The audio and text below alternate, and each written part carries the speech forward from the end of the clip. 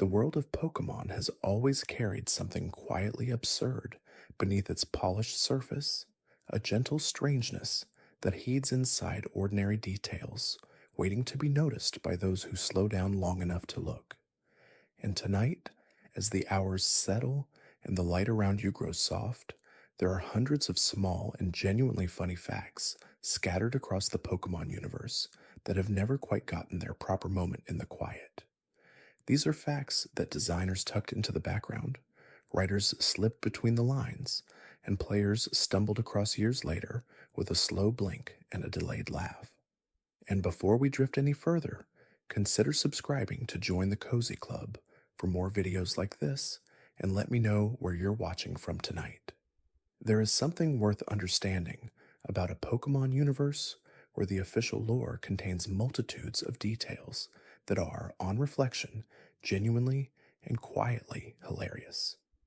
The Pokemon world has rules, but those rules, once you look closely enough, reveal a thoughtful absurdity running through almost every creature, every region, and every carefully named item.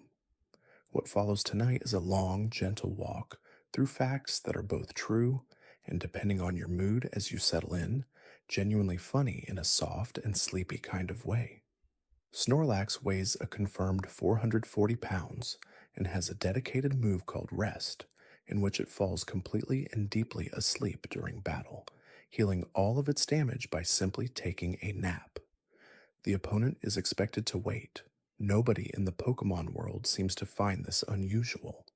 A creature that tips the scales at nearly the weight of a full refrigerator has made sleeping mid-fight a legitimate competitive strategy, and the Pokemon universe accepts this without any apparent irony whatsoever. The Pokédex, which is supposed to be a trusted scientific reference tool used by trained researchers and young children alike, contains entries so dramatic and so improbable that one begins to wonder whether the compilers were working under some kind of narrative pressure. Cargo, for example, is described as having a body temperature of approximately 18,000 degrees Fahrenheit. For reference, the surface of the sun sits around 10,000 degrees Fahrenheit. Cargo is apparently almost twice as hot as the sun. You can pick one up with your hands in the games. Your trainer simply reaches down and places it into a small sphere and carries it around in their pocket. Slowpoke is a Pokemon famously described as being so mentally disconnected from its own experiences that it takes 5 seconds to feel pain after being bitten. Its tail, which occasionally gets nibbled by Shelder in order to trigger its evolution into Slowbro, apparently doesn't register as significant news to Slowpoke's brain for quite a while. The Pokédex entry notes this delay with the same clinical distance one might use when describing the migration habits of a mild-mannered bird. Slowpoke does not appear distressed by any of this. It simply sits at the edge of the water, occasionally drooling, entirely at peace with the fundamental confusion of its own existence. What is perhaps even more interesting is that Slowbro, the evolved form, can revert back to Slowpoke if the Shelder on its tail ever lets go. The official lore describes Shelder gripping the tail indefinitely and releasing a toxin that sharpens Slowpoke's mind into something approaching intelligence. Remove the Shelder, and the intelligence goes with it. Slowpoke simply returns to its former state without apparent distress. This is a creature that has discovered a kind of philosophical acceptance that most sentient beings spend entire lifetimes pursuing. The Pokédex entry for Slowking, the alternate evolution triggered when Shelder bites Slowpoke's head rather than its tail, describes Slowking as possessing towering intelligence and access to the secrets of the universe. The Shelder venom, when delivered to the head rather than the tail, apparently grants transcendent wisdom rather than mild sapience. Slowking is described as growing wiser every time Shelder bites down harder.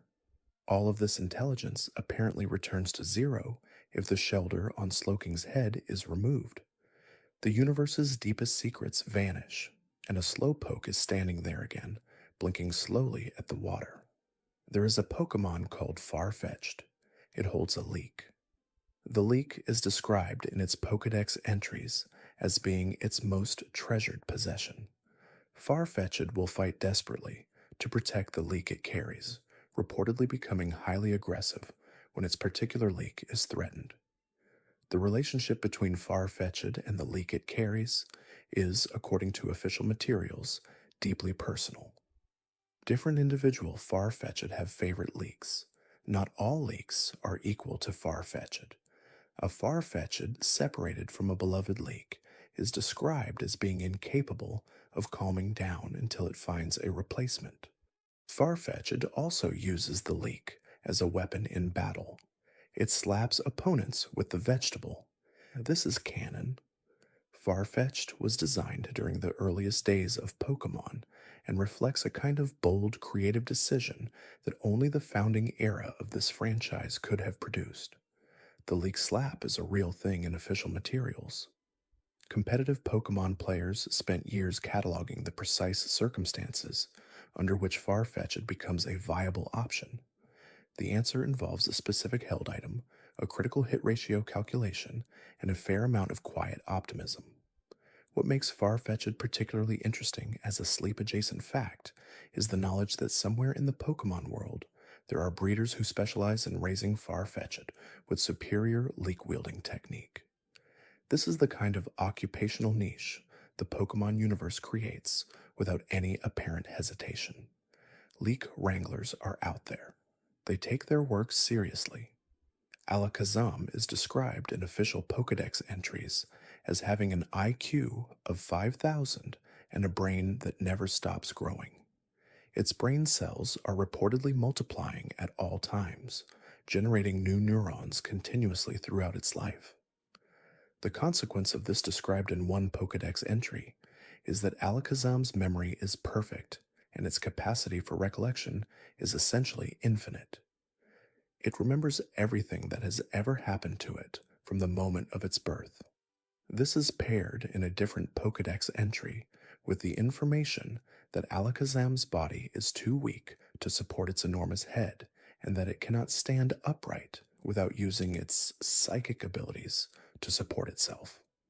The most intelligent creature in the Pokédex, by official IQ measurement, cannot physically hold its own head up. It uses telekinesis to prevent itself from toppling over.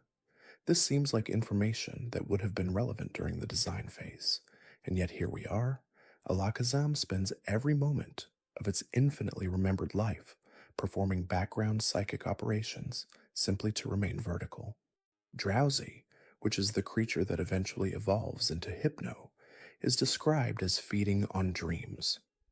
Specifically, Drowsy eats the dreams of sleeping humans and appears to prefer the dreams of children above all others.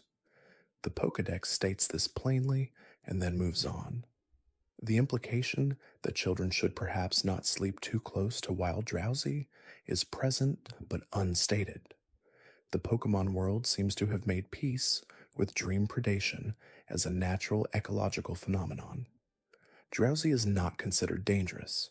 It is simply doing what Drowsy does. Gengar is widely beloved and has been a fan favorite since the original games.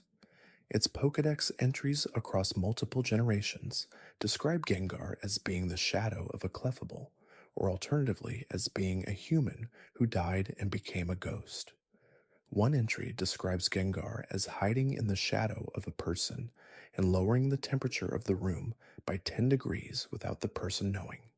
Another entry describes it as enjoying the fear of others and specifically waiting for people to get lost so it can lead them further astray. Despite all of this, Gengar has an enormous smile. It is one of the most recognizable and affectionately drawn Pokémon in the franchise's history. Its smile is plastered on merchandise, plush toys, and birthday cakes for children. The gap between what the Pokédex describes and the cheerful grinning logo face that Gengar presents to the world is one of the great running jokes of the Pokémon universe, and it has been running, largely unaddressed, for nearly 3 decades. There is a theory that has circulated in Pokemon fan communities for many years suggesting that Gengar's shape and proportions are specifically designed to mirror Clefable. Both have round bodies, stubby limbs, and similar proportions. If you look at the two together with that thought in mind, the resemblance becomes difficult to unsee. The official games have never confirmed this directly, but they have also never denied it. The theory simply floats in the comfortable space where Pokemon lore often lives, which is the space directly between official confirmation and total ambiguity. Psyduck deserves its own quiet moment here. Psyduck is in constant pain. This is its defining characteristic. The official lore describes Psyduck as being plagued by an unending headache so severe that it cannot concentrate. Paradoxically, this constant suffering is also the source of its psychic powers. When the headache becomes bad enough, the psychic energy leaking from Psyduck's skull becomes powerful enough to affect the physical world around it. When the pain passes, Psyduck forgets entirely that it used those powers at all. Misty, Psyduck's trainer in the original anime, was famous for expressing exasperation whenever Psyduck appeared without being called. It would waddle out of its Pokeball uninvited, stand in the middle of an ongoing situation, and hold its head in its hands. And then occasionally, when things became truly dire, it would unleash psychic force powerful enough to send opponents flying, after which it would return to holding its head and expressing mild existential confusion. The Pokédex entry for Golduck, Psyduck's evolution, presents a creature that has apparently resolved its headache situation. Golduck is described as sleek, powerful, and faster than any swimmer in the water. It uses its psychic powers with clear intention and precision. Golduck has essentially graduated from suffering into competence. Whether or not Golduck still remembers what it was like to be a headache-haunted yellow duck is not addressed. But Golduck seems content, which is a reasonably satisfying resolution for a story that began with an involuntary headache that caused psychic outbursts. The Pokemon world has a surprisingly robust economy built around items with names that become increasingly abstract the deeper you explore them. There are items called nuggets, which sell for enormous amounts of money, are described as pure gold, and are handed out by friendly strangers on bridges as rewards for defeating trainers. There are items called big nuggets and pretty feathers and various grades of pearl. There is an item called a rage candy bar, which appears to be a local product sold in specific towns and has no meaningful mechanical function in several of the games it appears in. It is simply a candy bar associated with anger. Someone named it and moved on. There is an item called the Soothe Bell, which increases the happiness of Pokemon who hold it be apparently resonating with a comforting frequency. A Pokemon holding a Soothe Bell and going about its daily adventure routine will develop affection for its trainer more quickly than one without. The logic here is gentle and sweet and does not require scrutiny, which is exactly the right posture to take when considering most Pokemon item design. The Lure Ball, designed for catching water Pokemon when fishing, is one of many specialized balls that exist in the Pokemon universe, alongside the Moon Ball, the Love Ball, the Friend Ball, and the Heal Ball. Each does something slightly different. The Pokemon universe has apparently achieved a level of industrial specialization in sphere-based containment technology that human civilization has not yet imagined. There is a ball for every situation. There is probably a ball for this specific moment right now, as you are getting comfortable and letting your thoughts drift toward the ceiling.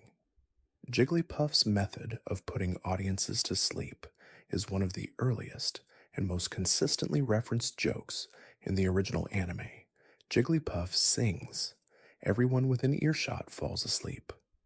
Jigglypuff, frustrated by this, draws on the faces of all the sleeping audience members with a marker.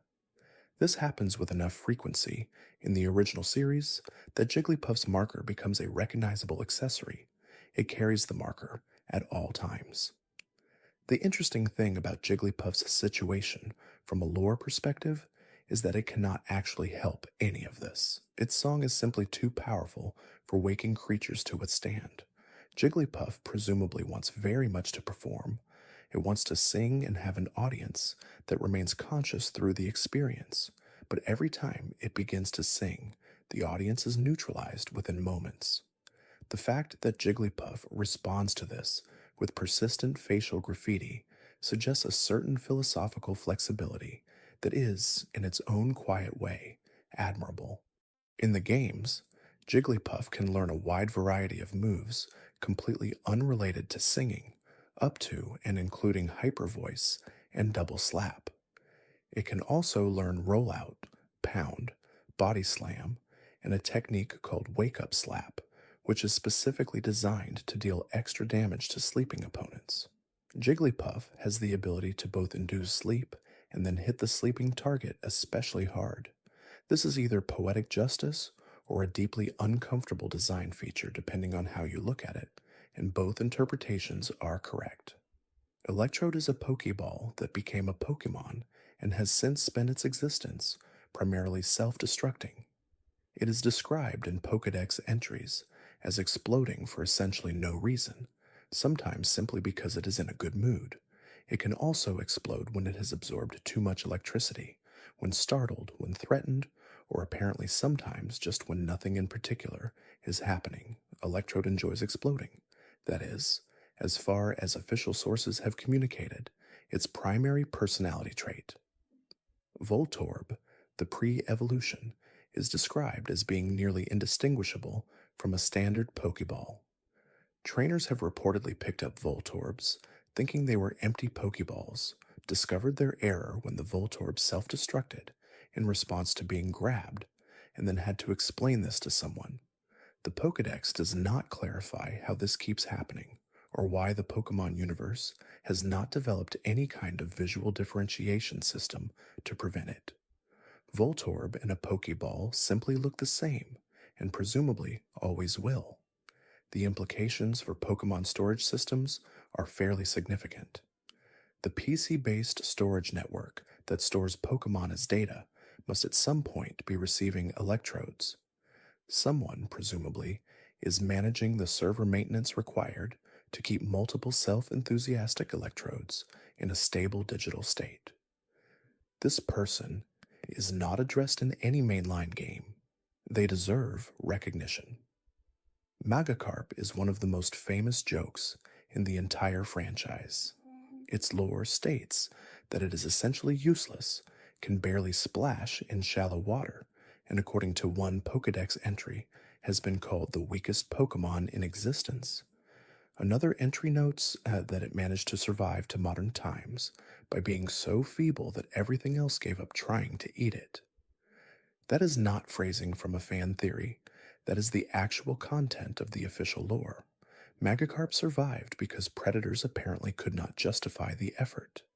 Then Magikarp evolves into Gyarados, a massive flying water serpent, so destructive that Pokédex entries describe it as having gone on rampages that lasted a full month without stopping.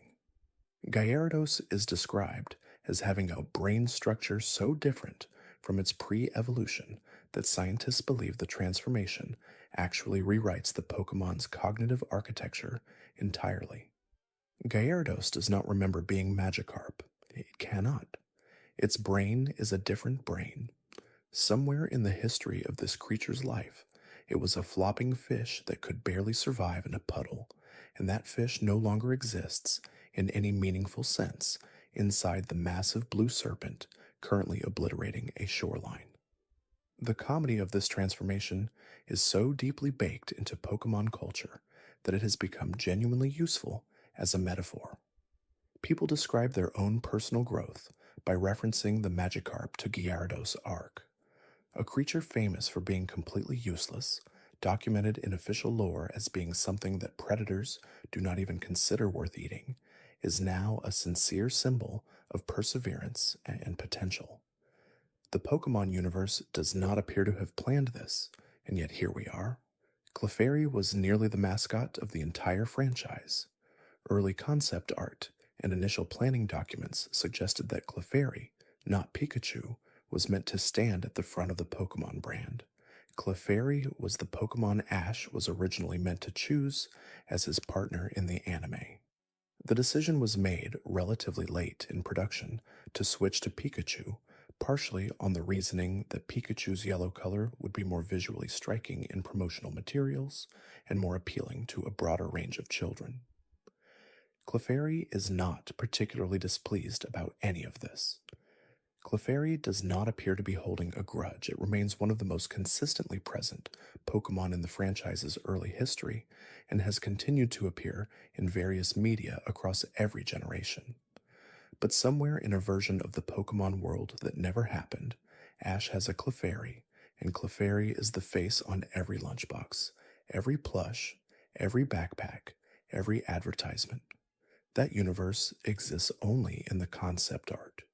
The design decision that brought Pikachu to the foreground has been cited in official interviews with Satoshi Tajiri and other members of the original team as a practical one, rooted in visibility and contrast. Pikachu against a dark or complex background reads more clearly than Clefairy would. For a small portable game screen in the mid-1990s, that contrast mattered. The entire modern Pokemon brand, which is one of the highest grossing media franchises in human history, was shaped in part by the readability requirements of very small, low-resolution LCD displays. This is true. There is a Pokemon called Ditto. It can transform into any other Pokemon. Every individual Ditto transforms into whatever it sees in front of it, duplicating the opponent with varying degrees of accuracy. Original Generation Ditto had a famous issue where its transformed face always retained the original Ditto expression, regardless of what it had transformed into, resulting in transformed Ditto wearing a classic Ditto blorp face on whatever body it had copied. This was eventually addressed in later generations with the perfect copy mechanism, but the original version is fondly remembered. Ditto's role in Pokemon breeding is a subject the games handle with remarkable clinical detachment.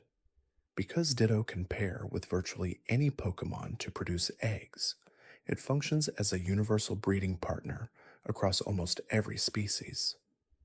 The Pokemon Day care centers, scattered throughout various regions, accept Ditto alongside essentially any other Pokemon and will produce eggs with very few questions asked.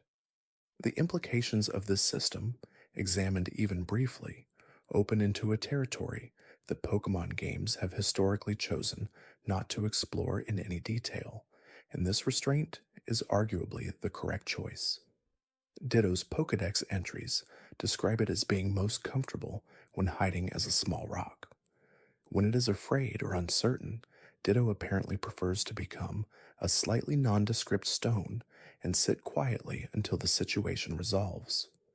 Given everything else Ditto is capable of, the preference for the stone form has a kind of touching logic to it. The whole world is available to Ditto. Every shape is accessible, and what Ditto reaches for when things become overwhelming is a small, simple, unremarkable rock. This is a mood that requires no further explanation. Cubone is a Pokemon whose lore is almost entirely structured around grief. It wears its deceased mother's skull as a helmet. Its Pokédex entries describe it as crying every night for its mother and attacking anyone who approaches with a bone club while its cries echo in the helmet it wears. This is presented without any apparent irony in what is nominally a game marketed to children. What makes Cubone's lore even more specifically strange is the theory widely discussed in fan communities and partially supported by in-game events and dialogue that Cubone is actually a baby Kangaskhan. Kangaskhan carries its young in its pouch. If the mother Kangaskhan were to die, the baby left orphaned and without a mother's skull to wear would need to find one somewhere. The skull it wears would then potentially be Kangaskhan's, explaining the unusual relationship between the two species' designs. The games have never officially confirmed this, but they have also never officially denied it. Cubone simply continues to cry inside its helmet in the comfortable ambiguity the franchise maintains around these topics. Marowak, Cubone's evolution, is described as having overcome its grief and learned to use the bone as a sophisticated weapon, twirling and throwing it with precision. Marowak has apparently moved through the loss and emerged as something more formidable. Whether Marowak still thinks about its mother is not addressed in the Pokédex. The data does not go there. What we have is a heavily armed creature who used to cry in its helmet, and we are left to interpret the emotional journey ourselves. Haunter's method of killing people is described in official Pokédex entries, with the same tone one might use to describe a moderately interesting geological formation. It sneaks up behind someone and licks them on the neck. The chill from this lick is so extreme that it causes a shudder that the body apparently cannot stop, and this shudder eventually results in death. Haunter kills by sneaking up and licking. The specificity of this method, combined with the official matter-of-fact documentation of it, is a window into a particular design era of Pokémon that was considerably less worried about implications than the modern games tend to be. Gengar, which is the evolved form of Haunter, is described in some Pokédex entries as being capable of cursing people to death by making direct eye contact. Others describe it as possessing the body of someone who has made eye contact with it. One entry describes it as warming itself by the same fire as the human. It is haunting while secretly relieving that human of all their life force. Gengar is doing all of this while smiling, the enormous cheerful smile that appears on every piece of branded merchandise and birthday cake frosting in the Pokémon universe.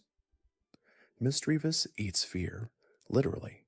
Its Pokédex entries describe it as collecting and hoarding the shrieks and screams of terrified people, storing them as energy, and becoming physically larger and more powerful the more fear it absorbs.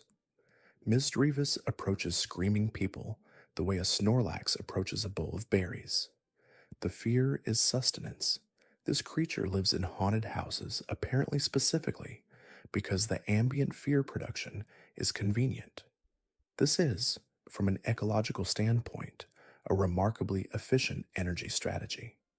Pokémon names, once you look at their component parts, reveal a large number of fairly obvious puns that the games and merchandise present with complete earnestness. Slowpoke is slow. Seal is a seal. Ekans is snake spelled backwards. Arbok is cobra spelled backwards, approximately. Muck is muck rearranged. Coughing's evolved form is wheezing, and both are clouds of toxic gas with faces. Grimer and Muck are simply slime. The name Grimer contains the word grime. Muck contains the word muck. The design team of the original Pokémon games was working quickly and under significant time pressure, and the name puns from that era have a kind of unpolished honesty that is genuinely charming in retrospect. Hitmonchan and Hitmonlee are named after Jackie Chan and Bruce Lee, respectively. These names were altered slightly for the Western releases, but the origin is clearly documented and has been discussed in official materials. The Pokémon world contains a direct tribute to two of the most famous martial artists in history, and this tribute lives quietly inside the names of two bipedal fighting Pokémon, one of whom wears permanent boxing shorts and one of whom has enormous spring-loaded legs. Jackie Chan's Pokémon can deliver uppercuts in rapid succession. Bruce Lee's Pokémon can kick from any angle without telegraphing the direction. These are accurate tributes. Hitmonlee also has a Pokédex entry noting that its legs can stretch to twice their normal length during battle, and that after the battle, the legs contract back to regular size. Nobody in the Pokémon universe appears to find this particularly surprising. Stretchy legs, self-destructing electrode, sun temperature mag cargo. The universe simply absorbs all of it. There is a Pokémon called Smoochum that is essentially a baby with enormous lips. Its primary method of gathering information about its environment is described in the Pokédex as kissing everything it encounters. Smoochum kisses objects to understand them. It kisses the faces of other Pokémon. It walks around kissing things to build a map of reality. This is the established lore. Smoochum is a very small creature in a very large world, and it is exploring that world one kiss at a time, which is either adorable or deeply strange depending on where you are on the scale of tired right now. Smoochum evolves into Jinx, a Pokemon whose design has had a complicated history in terms of official presentation and has been revised in various ways across different regions and time periods. Jinx communicates through dance, according to its Pokédex entry. The movements Jinx makes are so rhythmically compelling that humans who witness them involuntarily begin to dance alongside it without understanding why. Jinx causes involuntary dancing. This creature is out there in the Pokemon world right now, and people are dancing near it without knowing how they got there. Wobbuffet is a creature that cannot attack first under most circumstances. It can only respond to being attacked. It uses counter to redirect physical damage, and mirror coat to redirect special attack damage. In the original anime, Wobbuffet appears as Team Rocket's secondary Pokemon, emerging from its ball to punctuate conversations by standing at attention and exclaiming its own name. Wobbuffet is essentially a diplomatic rejoinder in Pokemon form. The official lore describes Wobbuffet as being quite reluctant to show its back to other Pokemon, and that this reluctance is significant because the small black tail on its back is apparently the true body of the Pokemon, and the large blue body is a decoy. The real Wobbuffet, the actual living seat of its consciousness, is a small black blob of a tail at the back. The enormous cheerful blue front is entirely a distraction. This information is tucked into a Pokédex entry and then never addressed again. Wobbuffet was at one point banned from competitive play because two Wobbuffets in battle against each other would be unable to deal damage to one another, and the game would never end. The rules of competitive Pokemon had to be specifically updated to prevent the Wobbuffet stalemate scenario. A creature that can only respond to attacks becomes an unsolvable problem when both players use one. The rule change was necessary because the alternative was an infinite loop of polite defensive mirroring from which no one would ever escape. Shuckle holds the theoretical record for the highest single hit damage output in the standard Pokemon game mathematics when every possible favorable modifier is applied simultaneously. Shuckle, a small turtle creature that primarily sits in rocks and ferments berry juice, can, under the right circumstances, deliver the most powerful single attack in the game's history. The calculations required to achieve this involve specific held items, specific weather conditions, specific abilities, specific opponent configurations, and a very large spreadsheet.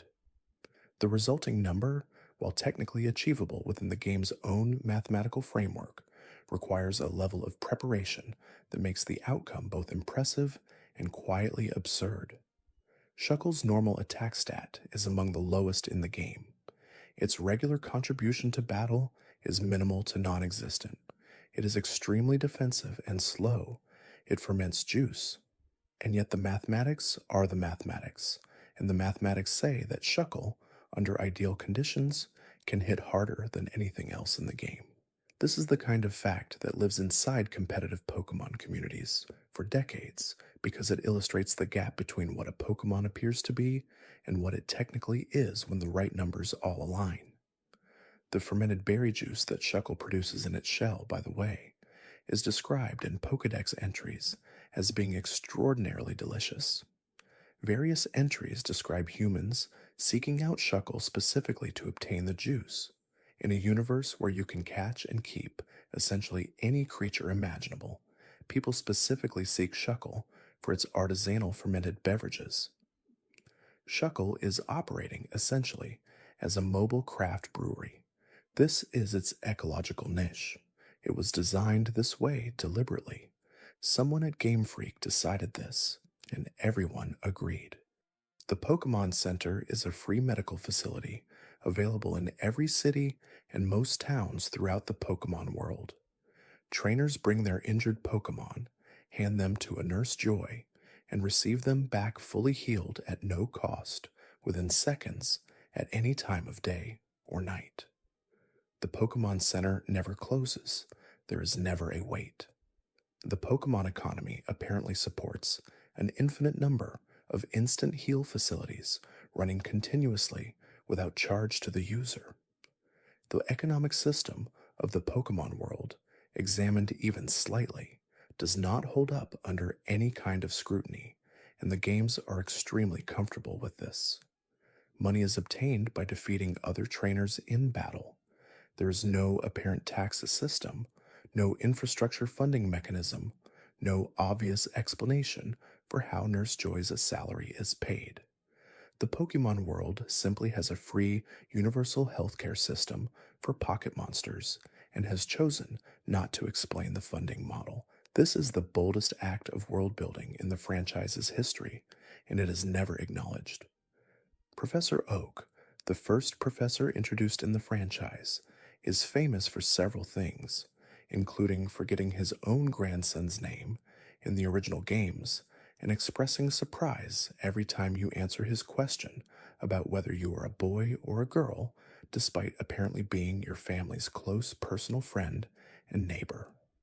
The moment where Oak pauses before your rival battle and says he truly cannot remember whether you are a boy or a girl is one of the most gently strange moments in video game history, and it happened in the very first game, immediately establishing the tone of the entire franchise. The rival character in the original Red and Blue games is, in the canonical materials that came after the games, revealed to be called Blue. Blue's grandfather is Professor Oak. This means that when you defeat Blue at the Pokemon League, and he staggers out of the champion's chamber, looking stunned, and then Professor Oak comes in and says he expected more of you, Blue, Oak is saying this to his own grandchild in front of the child's greatest rival. Oak does not appear embarrassed by this. He is simply disappointed in his own grandson in front of you, and then he goes back to the lab. In later materials, Blue returns as a gym leader in Viridian City and has apparently done considerable personal growth since his humbling championship loss. He is still competitive, still somewhat arrogant, but the edges have been softened. Somewhere between his defeat at your hands and his reappearance as a gym leader, Blue apparently made peace with losing to the kid his grandfather was also studying. This arc is never dramatized in detail. We simply see the before and the after and are left to imagine what happened in the middle, which is perhaps the correct approach. The Pokédex that Professor Oak gives you at the start of the game tasks you with filling in data on every Pokémon you encounter. Oak describes this as his life's dream, a complete Pokédex, and asks you to do it for him. Professor Oak is a grown adult with a fully equipped laboratory, staff, and 30 years of experience. You are 10 years old and going outside for the first time. He would like you to please catalog all of biology for him while you are out there. This is canon. Lapras was, at one point during development, meant to be the signature Pokémon of the franchise, rather than Pikachu or Clefairy. Its gentle and melancholic lore, describing it as an endangered species that was overhunted for its meat and whose small remaining population cries sorrowfully at night, gives it an emotional depth that the marketing department presumably found difficult to put on a lunchbox. Lapras is a creature whose Pokédex entries are almost entirely sad. It is friendly and wants to ferry people across water. It has been almost hunted out of existence. It cries at night.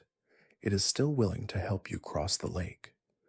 The original games contain an area called the Sylph Co-Building in Saffron City, a massive corporate headquarters that has been taken over by the criminal organization Team Rocket. The building has multiple floors, is labyrinthine to navigate, and contains what is described as a portal system that teleports between floors. This is presented as Silphco's signature technology. The company is building teleportation devices. They are also under criminal occupation. Your 10-year-old trainer character clears the entire building, defeats the criminal leadership, rescues the company's CEO, and walks out with a Master Ball. This is a Tuesday in Pokémon. Chansey is a Pokémon that holds a valuable egg in its pouch at all times.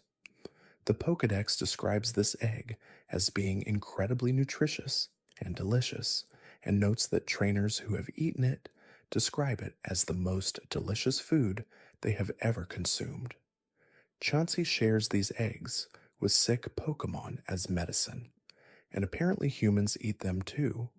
Chansey is simply walking around with the most delicious food in the known universe stored in a pouch on its belly and freely distributing it. It is also the primary assistant to Nurse Joy in Pokemon centers throughout the franchise. Chansey is the bedrock of the Pokemon healthcare system. Blissey, Chansey's evolution, has the highest base HP stat in the entire franchise and has held that position for an enormous portion of the series' history.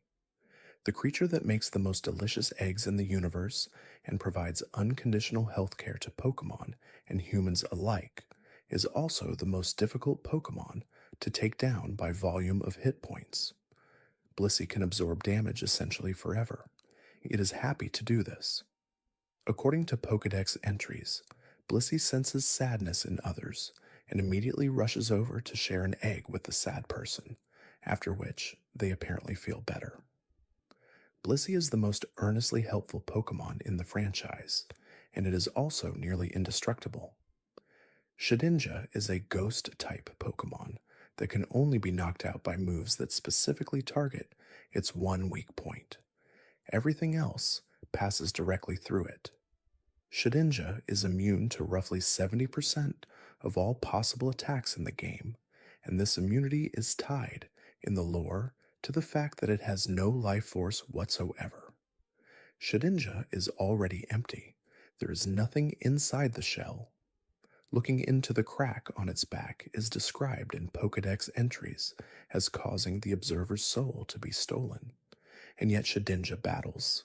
It shows up on competitive teams. It causes strategy documents to be written specifically about how to deal with it. Shedinja appears when a Nincada evolves into Ninjask.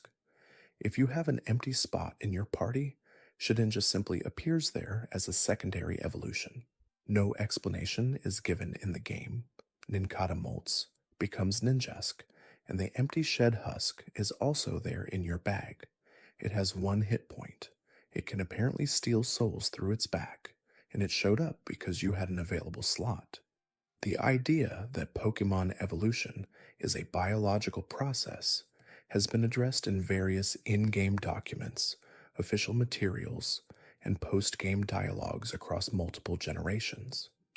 The concept that evolution in the Pokemon world is fundamentally different from biological evolution in ours is addressed occasionally and then immediately left unresolved. Pokemon simply evolve.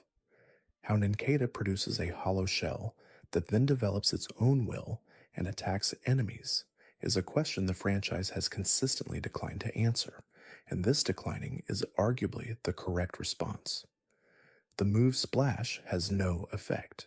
This is its entire description. It is classified as a normal type status move. It makes the Pokemon jump. Nothing happens as a result. Splash has been in every main series game since the original Red and Blue. It is Magikarp's signature move and essentially its only move until it learns Tackle at a level significantly higher than when it would normally be evolving. Splash has been given to various other Pokemon over the years, and Splash continues to have no effect. The franchise has committed to this gag for nearly 30 years. In the original games, a Pokemon using Splash in battle produces a small animation, and the battle text says the Pokemon used Splash, followed by nothing, followed by the opponent's turn. This sequence has been present in essentially every mainline game since 1996. The move exists, it is in the data, it has a category and a type, and it does absolutely nothing at all. There is a small genre of competitive theory crafting dedicated to finding interactions that make Splash slightly relevant, and the fact that this genre exists at all is a testament to what happens when people care very deeply about something for a very long time. What makes Splash genuinely funny in the context of a long, quiet night is the recognition that someone at Game Freak had to sign off on it for every single generation. Each new game, someone looked at the list of moves, saw Splash, saw that it did nothing, and said, "Yes, Splash stays. We are keeping Splash." It is a tradition now. The franchise has decided that a move that does nothing is not a bug, but a feature, and that feature has persisted for 3 decades. This is either brilliant or entirely accidental, and both options are somehow equally satisfying.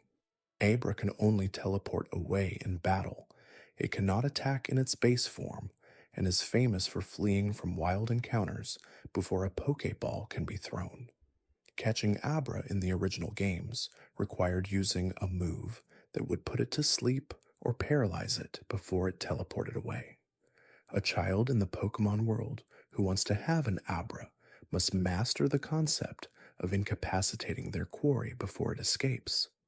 This is presented as a normal part of Pokemon training. Once caught, Abra sleeps for 18 hours a day according to its Pokédex entry. When awake, it uses telepathy. When asleep, it continues to use telepathy without being aware of it. Abra is a psychic creature that cannot turn off its own powers, even when unconscious. It is sending out psychic waves while asleep. The neighborhood around a sleeping Abra is apparently full of ambient psychic emissions that nobody can do anything about.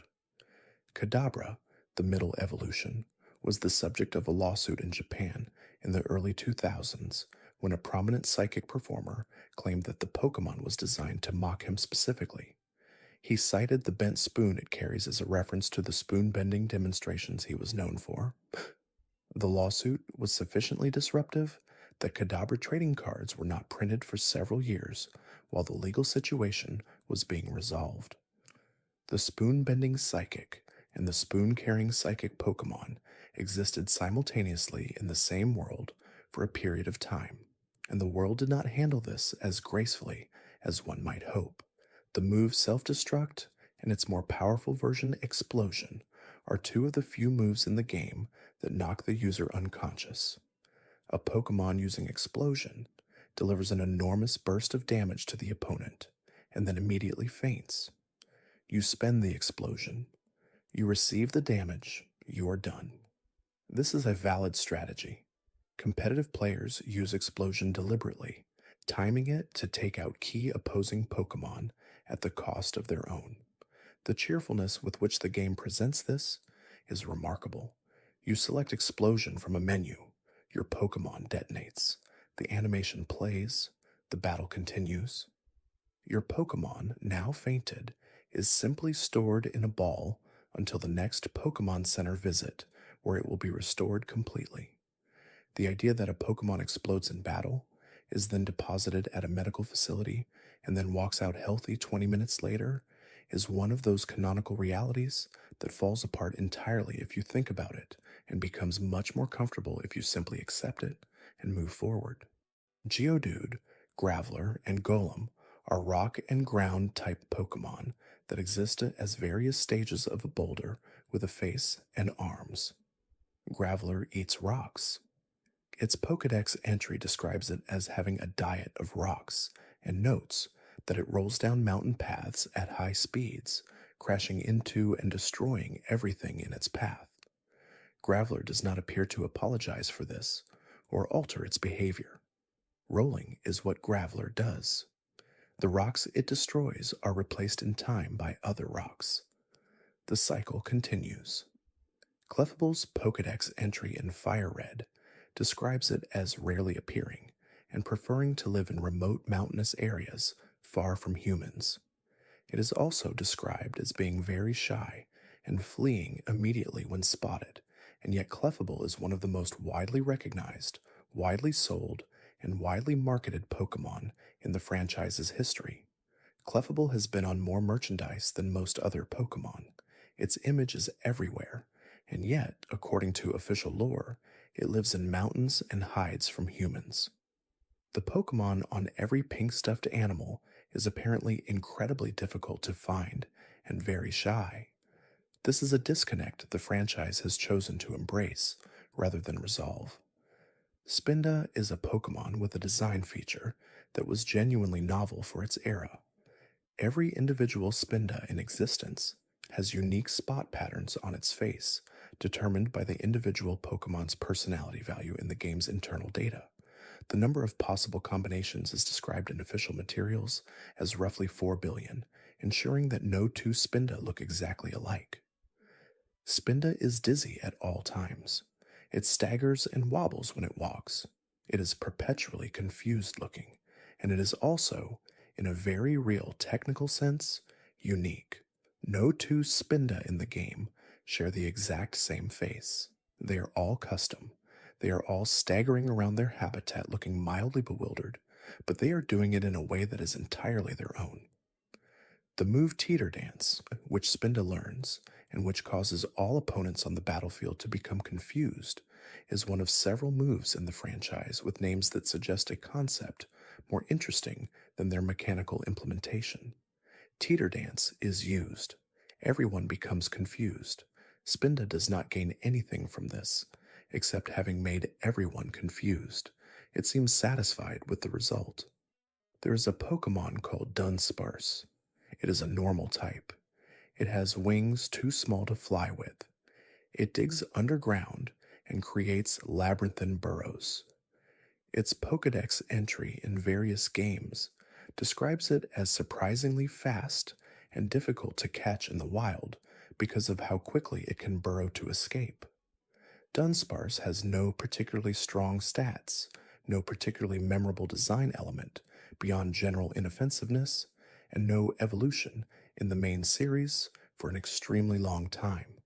Despite this, Dunsparce became a beloved Pokemon to a vocal part of the fan base, specifically because of how utterly unremarkable it is. It is a snake with tiny wings and a drill tail. It lives in holes. Yes, it has no further ambitions. Dunsparce is content, and fans connected to this contentment in a way that the franchise clearly did not anticipate when it created what was intended as a forgettable filler creature for a specific cave.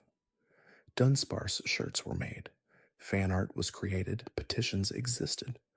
Dunsparce eventually received a new evolution in a later generation, and the response from the community was equal parts celebration and protective outrage on behalf of the creature's previous peaceful obscurity. The lesson that Dunsparce teaches, if one is in the mood for lessons tonight, is that a Pokemon does not need to be impressive to be loved. It just needs to exist quietly and consistently for long enough that people notice it is there. Dunsparce existed quietly and consistently. People noticed. Machamp is a 4-armed fighting-type Pokémon that is described in Pokédex entries as capable of throwing 500 punches per second. It is also described as having mastered every martial art in existence. Every martial art, not some, not a broad selection, everyone. Machamp has spent time with every fighting discipline in the Pokémon world and brought all of them to mastery. This is a lot for one 4-armed mountain of a creature to have accomplished, and yet the Pokédex states it with confidence, and the world takes the Pokédex at its word. Machamp's hands, according to one entry, move so fast that they become a blur when throwing punches. The 500 per second figure, applied to 2 of the 4 arms, means Machamp is generating roughly 1,000 impacts per second when fully engaged. The physics of what this does to any material surface being struck by Machamp is not explored in detail. The Pokédex states the number and trusts that you will draw your own conclusions about structural integrity. The belt that Machamp always wears is, according to official lore, worn to prevent its muscles from moving too freely and causing damage to its own body during movement. Machamp's muscles are so powerful that it needs external restraints to prevent self harm during casual daily activity. The belt is not decorative, it is load bearing infrastructure. Machamp has solved the problem of being too powerful by wearing a belt. This is the Machamp experience. The Pokemon Smeargle can learn any move in the game using a technique called Sketch, which copies whatever move an opponent used immediately before it.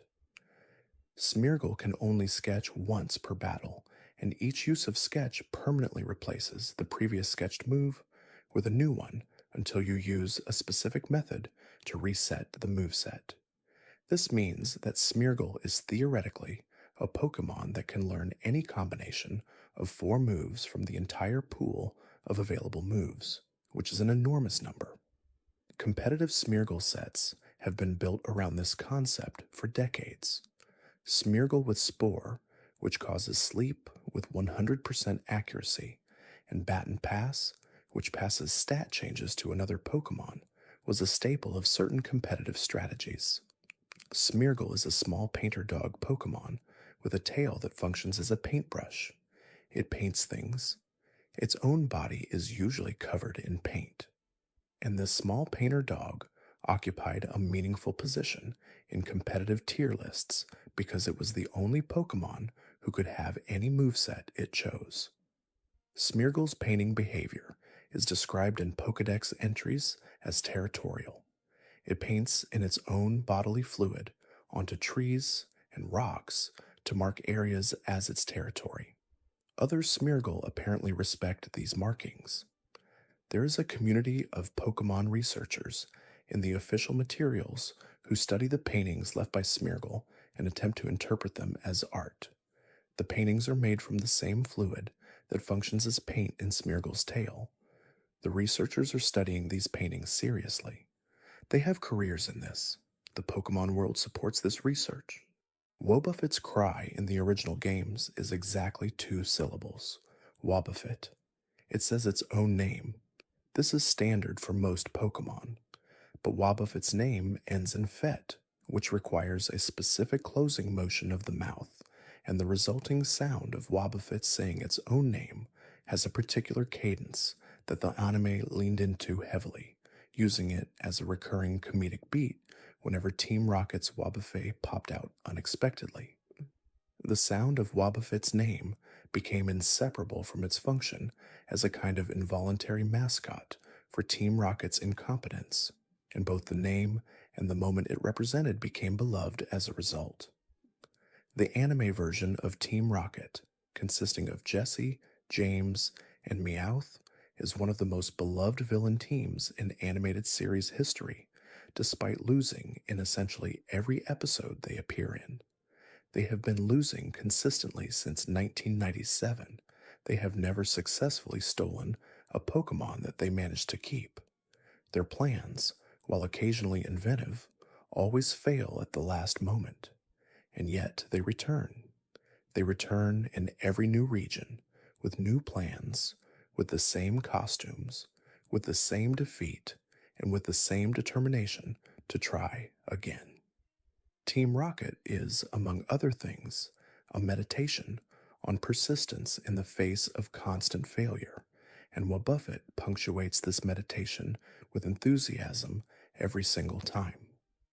The legendary Pokemon Celebi is a Pokemon that travels through time. This is its established lore. Celebi can move backward and forward through time and appears in forests throughout various eras. Its Pokédex entry in various games notes that Celebi's appearance is believed to indicate that the forest it appears in will remain healthy into the far future. Celebi is essentially a temporal conservation signal. The logic of time travel in the Pokemon universe has been explored in various side games, movies, and official materials with varying degrees of consistency. Celebi's presence in gold and silver, set decades before a possible future in the game's narrative timeline, creates implications that the games handle by simply not addressing them directly. Celebi was there. Things happened, time continued. This is generally the appropriate amount of detail for a game about collecting small animals. Dialga controls time, Palkia controls space, Giratina controls antimatter, and lives in a parallel dimension called the Distortion World. These three are presented in the Sinnoh games as fundamental pillars of physical reality. They are also catchable Pokemon that can be stored in PC boxes.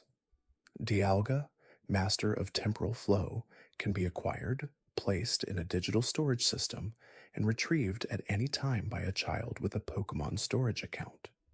Its relationship with the concept of time, while metaphysically significant, does not prevent it from sitting quietly in Box 3 while you decide whether to use it on your team. The move metronome causes the user to use a completely random move from the entire pool of available moves. It could be Splash, which does nothing. It could be Roar of Time, which is Dialga's signature legendary move with devastating power. The user has no control over the result. Metronome is a genuine option in competitive and casual play. People have used metronome chains to win important battles. People have also used metronome and had Splash appear twice in a row. Both outcomes are equally likely. The universe of the random metronome roll contains everything, and what you receive depends entirely on chance. There is a documented competitive Pokemon format called Metronome Only, in which both players have teams that can only use metronome. The battles unfold as pure randomness. Whichever random move appears more useful on whichever turn determines the outcome. No skill is involved. No planning helps. The player who wins a metronome-only match has won because the random number generator favored them on that particular afternoon, and yet the format has communities around it, discussions about it, and people who compete in it with complete sincerity. The Pokemon universe has no shortage of formats, communities, and sincere engagements with what appear from the outside to be absurd premises. This is one of the things that makes it genuinely comfortable to think about in the quiet hours of a night that is slowly unwinding. Somewhere out there, someone is thinking carefully about the strategic implications of a move that does nothing, and they are thinking about it very seriously, and they are happy. Cloyster's shell, according to Pokédex entries, cannot be opened from the outside by any force. Any attack that reaches Cloyster must first penetrate a shell that is described as being effectively impenetrable. Cloyster itself is described as opening the shell voluntarily from the inside to fire spikes at opponents.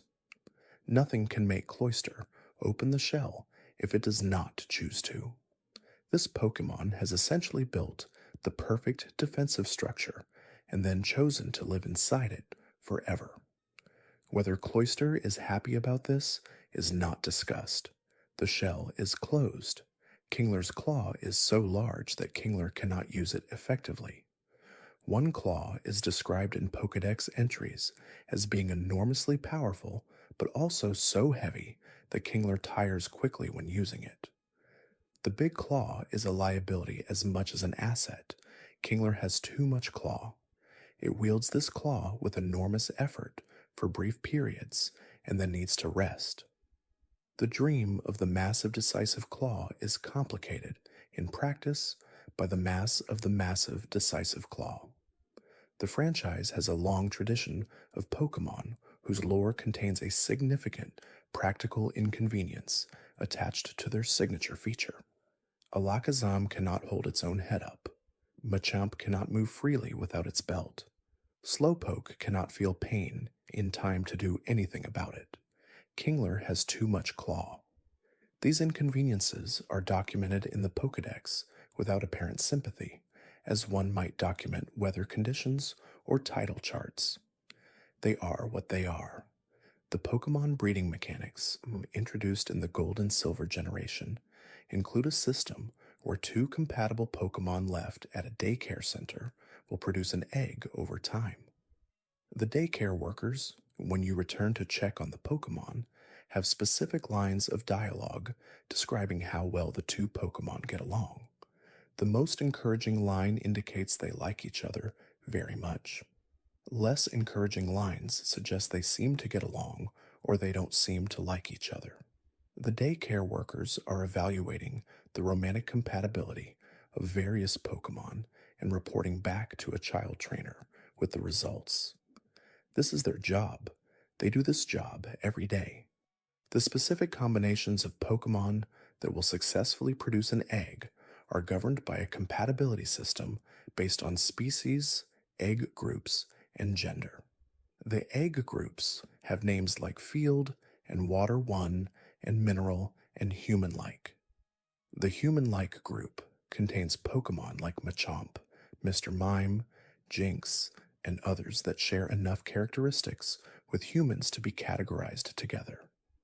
The existence of this category and the implications of what being in this category means for how the game categorizes these Pokemon is another area where the franchise has historically relied on the comfortable distance between what the mechanics do and what they technically mean. Eevee is perhaps the single most conceptually generous Pokemon in the franchise because it can evolve into 8 different forms depending on a wide variety of conditions. Waterstone produces Vaporeon, Thunderstone produces Jolteon, Firestone produces Flareon, Friendship in the daytime produces Espeon, Friendship at night produces Umbreon, a mossy rock produces Leafeon, an icy rock produces Glaceon, high friendship plus knowing a fairy type move produces Sylveon. 8 different creatures from one origin point, all sharing a design ancestry that is legible in each of them. The competitive community's assessment of the 8 evolutions covers an enormous range. Some are considered very strong, some are considered mostly decorative. Flareon, the fire type, was famously considered one of the weakest of the 8 for a very long time because its physical attack stat was high, but it could not learn physical fire type moves to take advantage of that stat. Flareon was a creature designed around a concept that its own move pool did not support.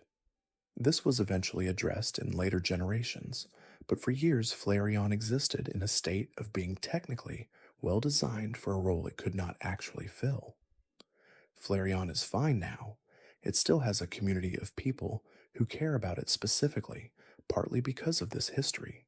Sylveon, the fairy type evolution, introduced much later, wraps ribbons around its trainer when walking.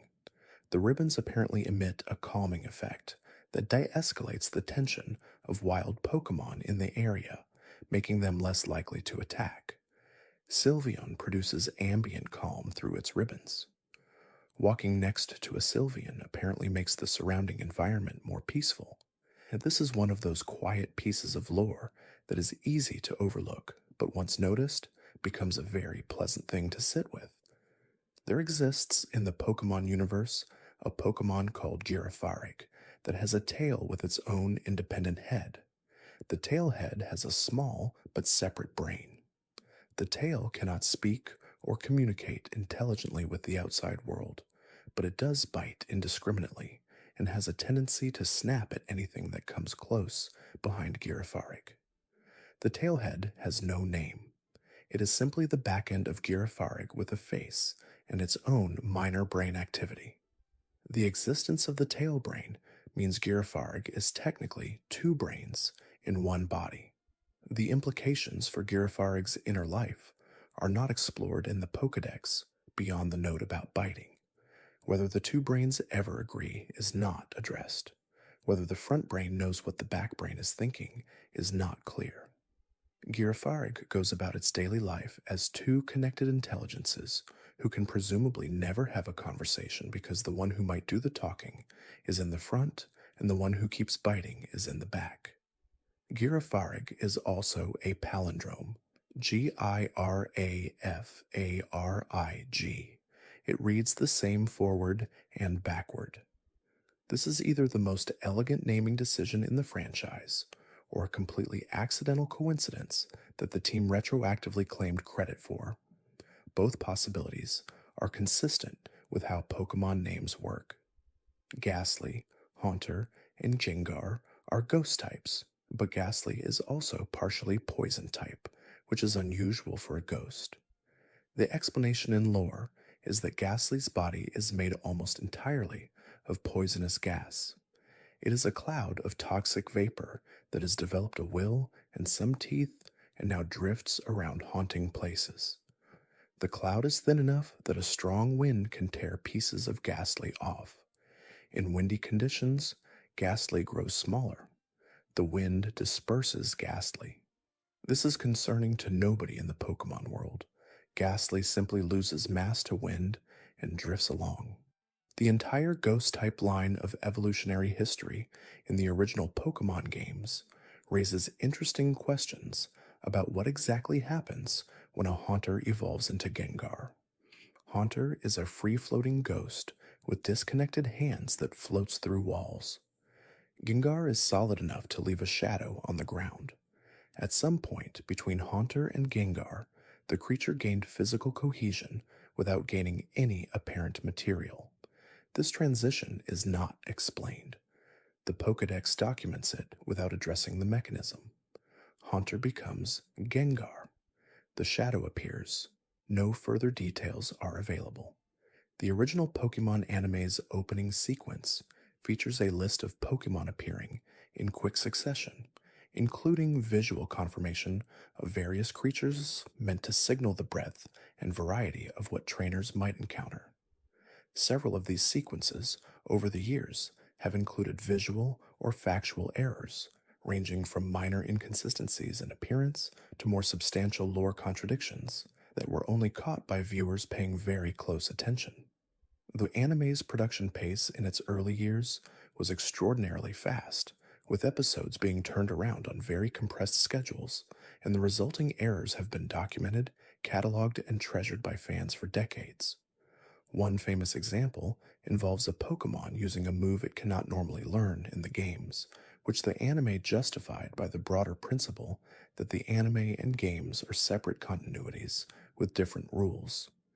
This justification, offered with the confidence of a franchise that has always been comfortable with internal inconsistency, became the standard response to continuity questions from fans. The anime and games are different, both are true, neither invalidates the other. This is a philosophical position the Pokemon franchise has maintained with remarkable consistency since 1997. The episode featuring Porygon and the flashing lights that caused photosensitive seizures in a significant number of Japanese children was broadcast only once and has never been officially aired again. Subsequent references to Porygon and its evolutions in the franchise continue to exist, but the episode itself is essentially erased from official broadcast history. Pikachu was responsible for the flashing lights in that episode, not Porygon, but Porygon received no speaking roles or battle appearances in the anime for years afterward. Porygon did not do it. Porygon paid the price anyway. This is a small and quiet injustice in the history of a franchise about pocket monsters, and it has been noted. Mew, the mythical Pokemon described as the ancestor of all Pokemon, contains the DNA of every Pokemon in existence according to its Pokédex entry. This means that Mew's genetic information, if unpacked and read, contains the instructions for every creature in the Pokemon world. Mew is a living library. It is also very small and pink and spends considerable time floating and playing games. The relationship between Mew and Mewtwo is the subject of the first Pokemon movie and is also, as previously established, far darker in draft materials than the finished film suggests.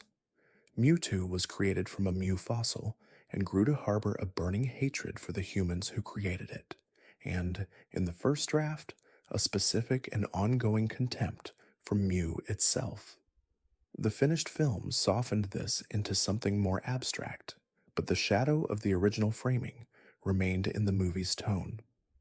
Mewtwo's castle, its isolation, its theatrical speeches about identity and existence, all trace back to a script that was specifically inspired by a theatrical performance of The Phantom of the Opera. Mewtwo's biography is, by any measure, one of the most dramatic in the franchise's history. It was cloned from DNA recovered from fossil remains. It was given consciousness without being given consent or context. It destroyed the laboratory it was created in. It built an island fortress. It cloned every Pokémon on Earth. It was defeated in battle and then chose to erase everyone's memory of the entire event.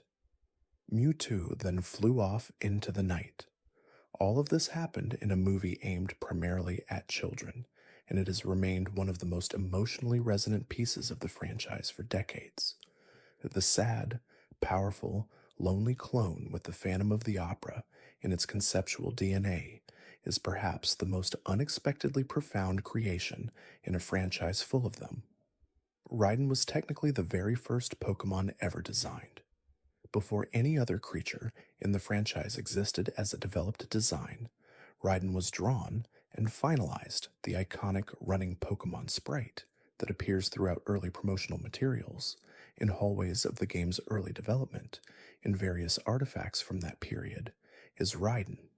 Pikachu and Charizard and all the others came after. Raiden was first. This is known because of developer interviews and official commemorations from Game Freak over the years. Satoshi Tajiri confirmed that the very first finished monster design was Raiden. The creature that holds the unofficial title of Pokémon number 0, the creature that came before there was a number system, is a large gray rhino dinosaur with a drill on its nose. Raiden stands in a corner of the original laboratory in the first Pokémon games as a small statue, a tribute that exists within the game itself, whether or not players notice it. Raiden also cannot swim, according to its Pokédex, because it weighs too much and sinks instantly.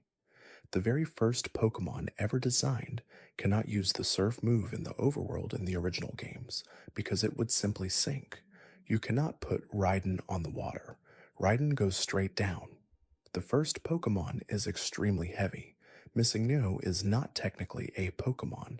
It is a data artifact produced by a glitch in the original Red and Blue games, appearing as a corrupted sprite with garbled data when specific impossible game states were triggered. Despite not being a real Pokémon, Missingneo spread through playground culture in the late 1990s with extraordinary speed, becoming one of the most discussed and most sought-after entities in a game full of real creatures designed by professional artists and lore writers. Missingneo does things that real Pokémon cannot do. It duplicates the 6th item in your bag to a count of 128. It corrupts data. It makes the Hall of Fame screen scrambled when stored in your PC. It has a catch rate. It can be caught and stored. It exists in the space between designed intention and accidental byproduct, and the Pokémon community of the late 1990s treated it with the same enthusiasm they gave to legendary birds and hidden, shiny variants. Missingneo was not supposed to be there. It was there, and that was enough. The Pokédex number for Missingneo is commonly listed as 000, which places it outside the numbered species and in a category that the game was not designed to accommodate. What Missingneo represents is the shadow of the programming underneath the creatures, the raw, unformatted state of what a Pokémon is, before the data that defines it has been filled in. When the game looks for a Pokémon and finds nothing defined in that slot, what it renders is Missingneo. Missingneo is, in some sense, the truth of the game before the creatures are added. This is a strange and philosophical thing to think about on a quiet night. Porygon is a digital Pokémon made entirely of code and existing as pure data that can be transmitted through computer networks. Its design was inspired by the idea of creating a Pokémon that existed in cyberspace. When Porygon was first introduced, The concept of a living digital entity was genuinely novel in popular media in ways it has since ceased to be. Porygon's design, a pink geometric polygon creature, was meant to evoke the aesthetic of early 3D computer graphics, and it achieved this very well in a way that now reads as period accurate nostalgia. Porygon 2, the evolution, was described as an improved version of the programming, a second generation of digital life. Porygon Z, the subsequent evolution, is described as having had unauthorized modification programs installed in it, causing its behavior to become erratic and unpredictable. Porygon Z glitches. It moves in strange ways. It cannot fly straight, it vibrates. The Pokédex describes this as the result of poorly coded modifications. Porygon Z is corrupted software made manifest as a creature. It is, depending on how you look at it, either frightening or extremely relatable. Porygon 2 and Porygon Z have never appeared in a battle in the main Pokémon anime. Porygon itself appeared once, in the episode that was never rebroadcast, and the franchise has avoided putting any of the Porygon line in battles ever since. The digital Pokémon and its evolutions exist in the games, in the trading card game, in official promotional materials and merchandise, and in a long tradition of community discussion, but the anime has kept them at a careful distance for 25 years. Porygon holds the status without complaint. The data continues to run, the programs continue to execute, Porygon Z continues to vibrate. The Pokémon Unknown is a creature that resembles a letter of the alphabet or a punctuation mark, and that exists in 28 different forms, corresponding to the 26 letters, plus an exclamation mark and a question mark. Unknown communicate using some form of psychic resonance. When large numbers of Unknown gather, they become capable of giving form to thoughts and making them real. This is the premise of the third Pokémon movie, in which a child's wishes, amplified by a mass of Unknown, begin to reshape reality. Competitively, Unknown has one move. It is called Hidden Power. Hidden Power is a move whose type changes based on a complex calculation derived from the Pokémon's individual values. Unknown always has exactly one move, and that move can be any type. Different individual Unknown may have different hidden power types. A fire type hidden power. Unknown is technically a different strategic entity from a water type hidden power Unknown. Nobody uses Unknown competitively. The single move is not sufficient. But the fact that every individual Unknown is technically a different build is a kind of quiet uniqueness that Unknown shares with Spinda. The ruins of Alf in the Johto region, where Unknown are found, contain wall paintings described in the game as ancient writings that researchers have been studying for a very long time. The text researchers have been studying turns out to be made of Unknown. The ancient writings are Pokémon. Archaeologists in the Pokémon world have apparently been doing their research on texts that were composed entirely of living creatures resting on a wall, and no one involved has fully resolved what this means for the field of Pokémon archaeology. Charizard was, for a significant portion of the original game's lifespan, believed to be a dragon-type Pokémon by many players who had simply assumed based on its appearance. Charizard looks like a dragon.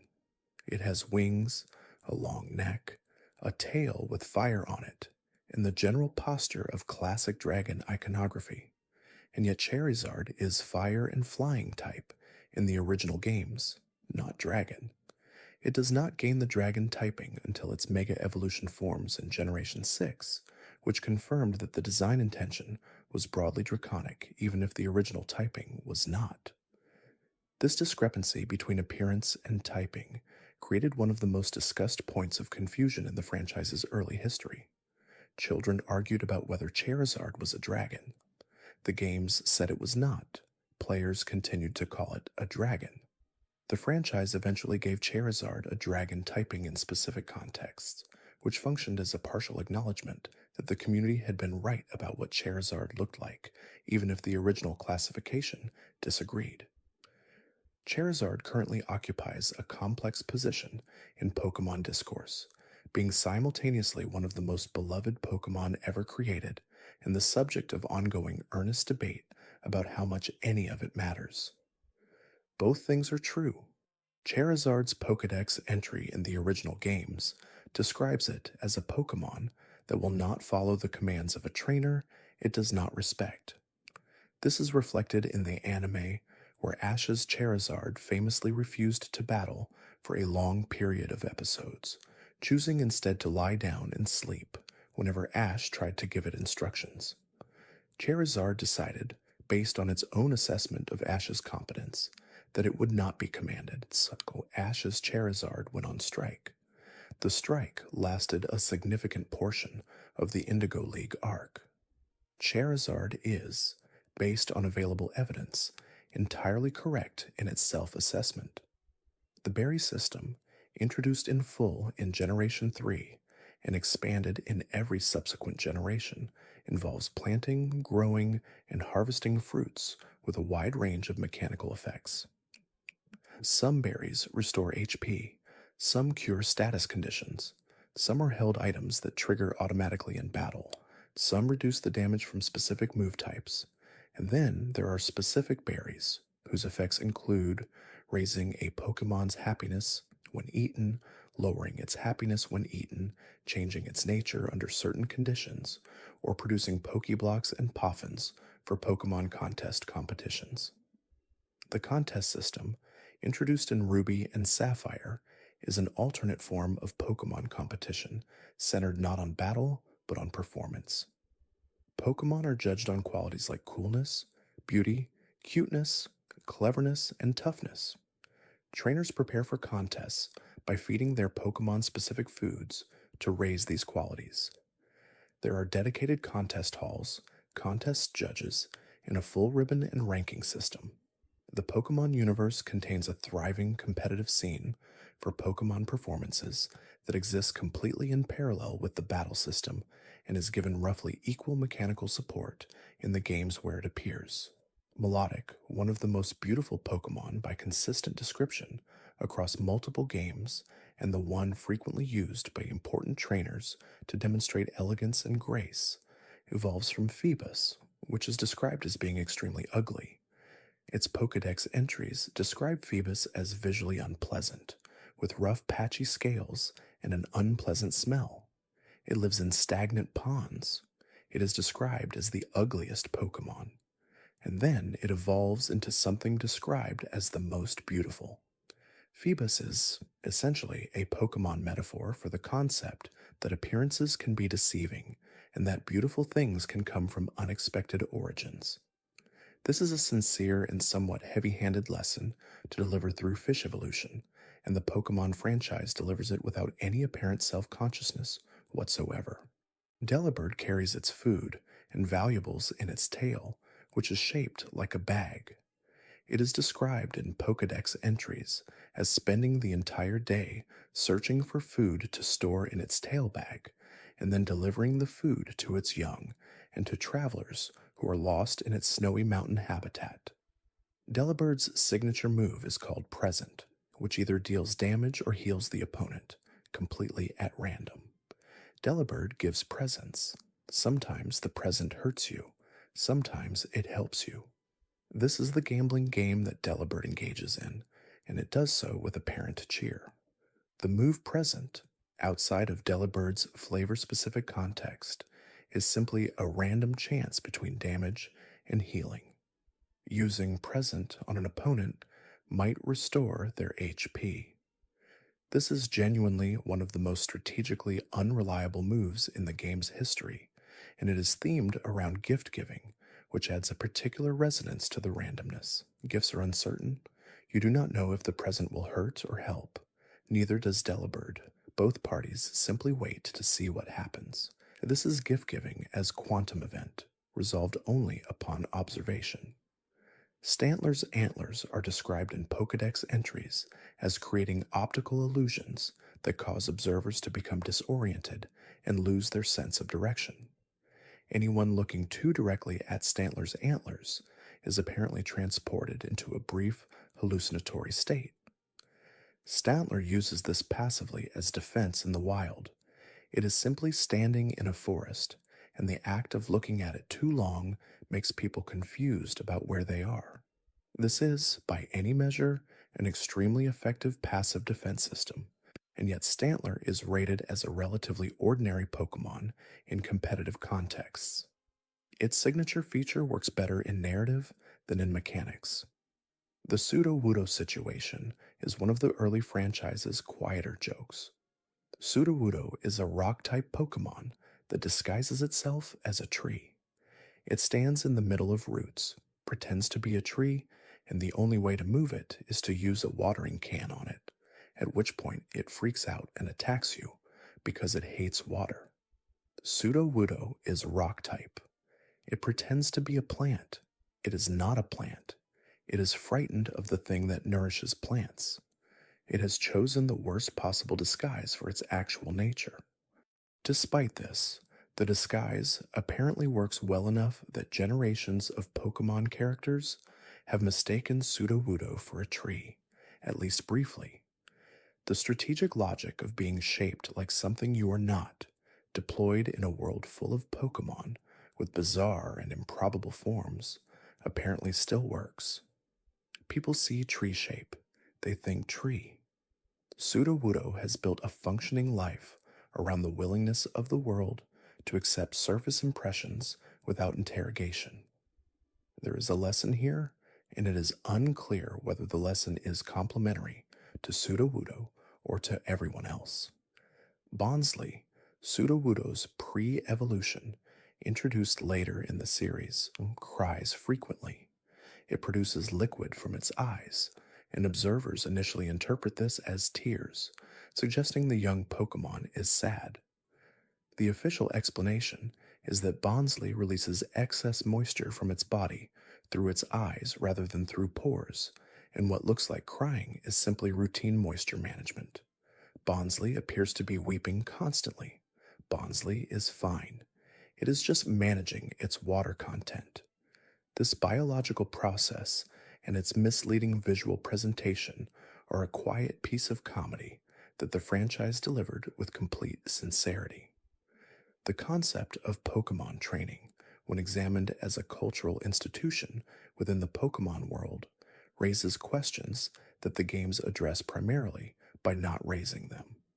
Children at age 10 are considered ready to begin their training journeys without adult supervision. They travel through wilderness areas containing creatures capable of significant physical damage. They challenge adult trainers and gym leaders to battles. They collect creatures with elemental powers.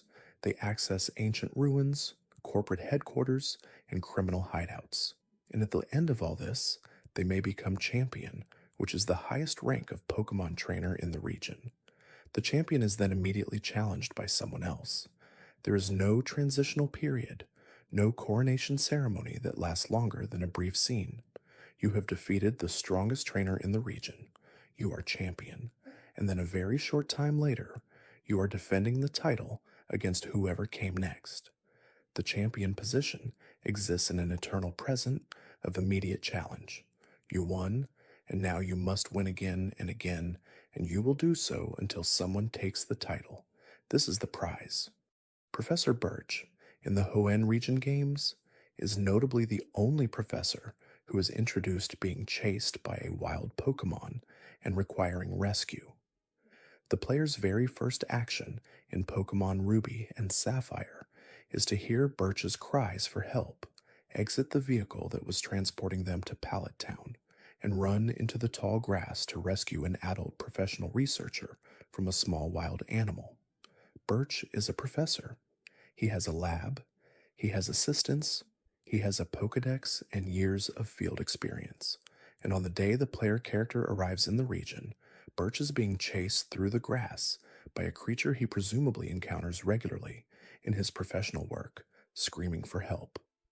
The legendary dogs of Johto, Raikou, Entei, and Suicune are described in their lore as being three Pokémon who died in the fire that burned down the Brass Tower and were resurrected by Ho-Oh.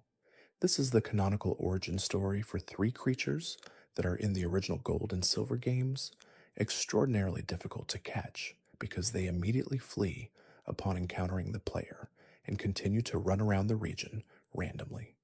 The three resurrections of the Brass Tower fire are out there in the wild, being chased across Johto by a 10-year-old with a Pokeball, experiencing a different kind of afterlife than perhaps the mythology suggested. Suicune, in particular, became the face of Pokemon Crystal, the enhanced version of Gold and Silver, where it plays a larger narrative role and is eventually caught in a special encounter after a sequence of locations across the region.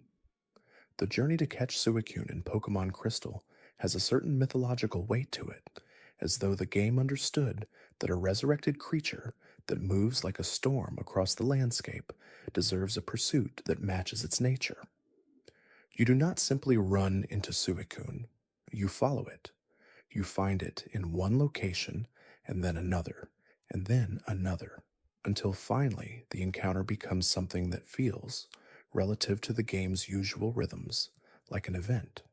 Entei, the fire version, has a Pokédex entry in Gold that describes it as erupting lava from its body whenever it roars, and noting that a new volcano appears somewhere in the world every time an Entei is born.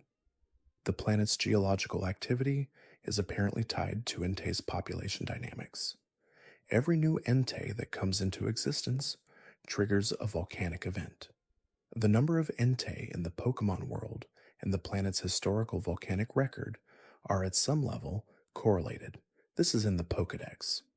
The Pokédex says this plainly and asks for no further reaction. Spiritomb is a Pokemon composed of 108 malevolent spirits, bound together into a single entity sealed inside a keystone. It is said to have tormented people for over 500 years. In the original Diamond and Pearl games, acquiring Spiritomb required communicating underground with 32 other players online. You needed to walk down into the underground tunnels, talk to 32 other trainers, and then use a specific item at a specific location to summon Spiritomb. The game did not tell you this requirement clearly. Finding it out required communication with the broader community or a strategy guide. 108 malevolent spirits, a 500-year imprisonment, and the method of summoning it involves chatting politely with other trainers underground. The malevolence of the spirits apparently does not affect the nature of the summoning ritual, which is simply neighborly social interaction.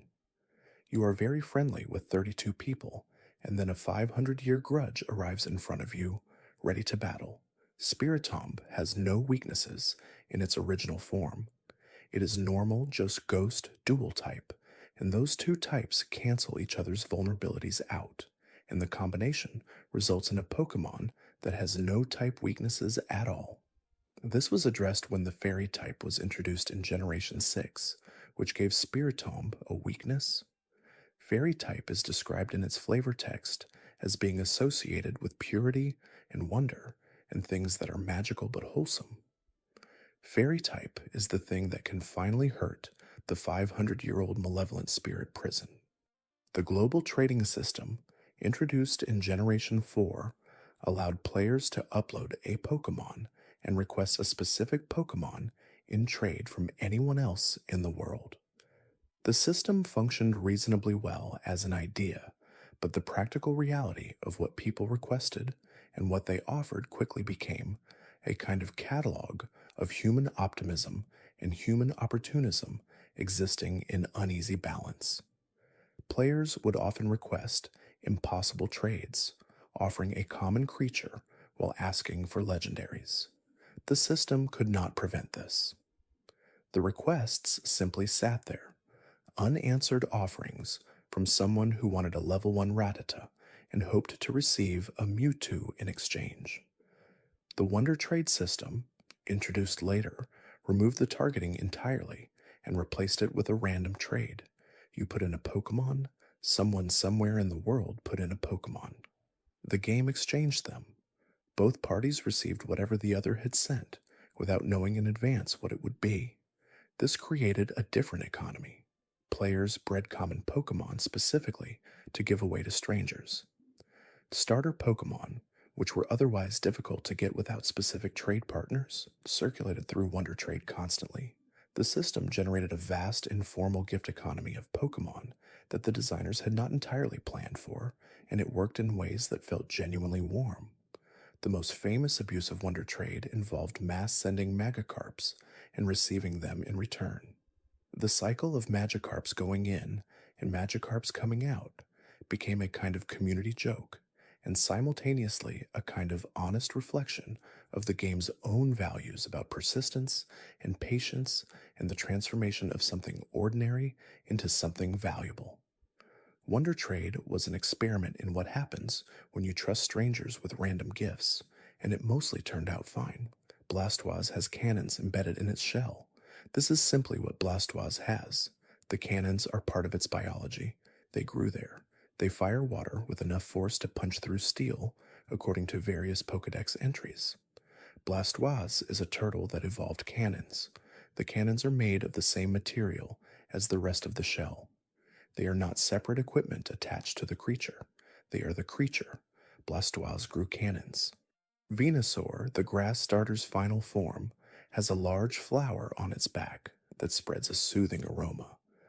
The aroma described in various Pokédex entries can make opponents drowsy, attract other Pokémon, and in some versions has the capacity to make people fall into a deep sleep and dream of pleasant things. Venusaur is the artillery platform of the starter trio, carrying a flower that serves as both a biological weapon and an ambient mood regulator.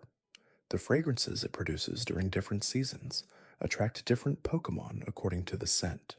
Venusaur's relationship with the world around it is mediated almost entirely through olfactory signaling, which is a remarkable design choice for the final form of a creature that starts as a small frog thing with a seed on its back. Charizard breathes fire hot enough to melt rock. Blastoise has water cannons.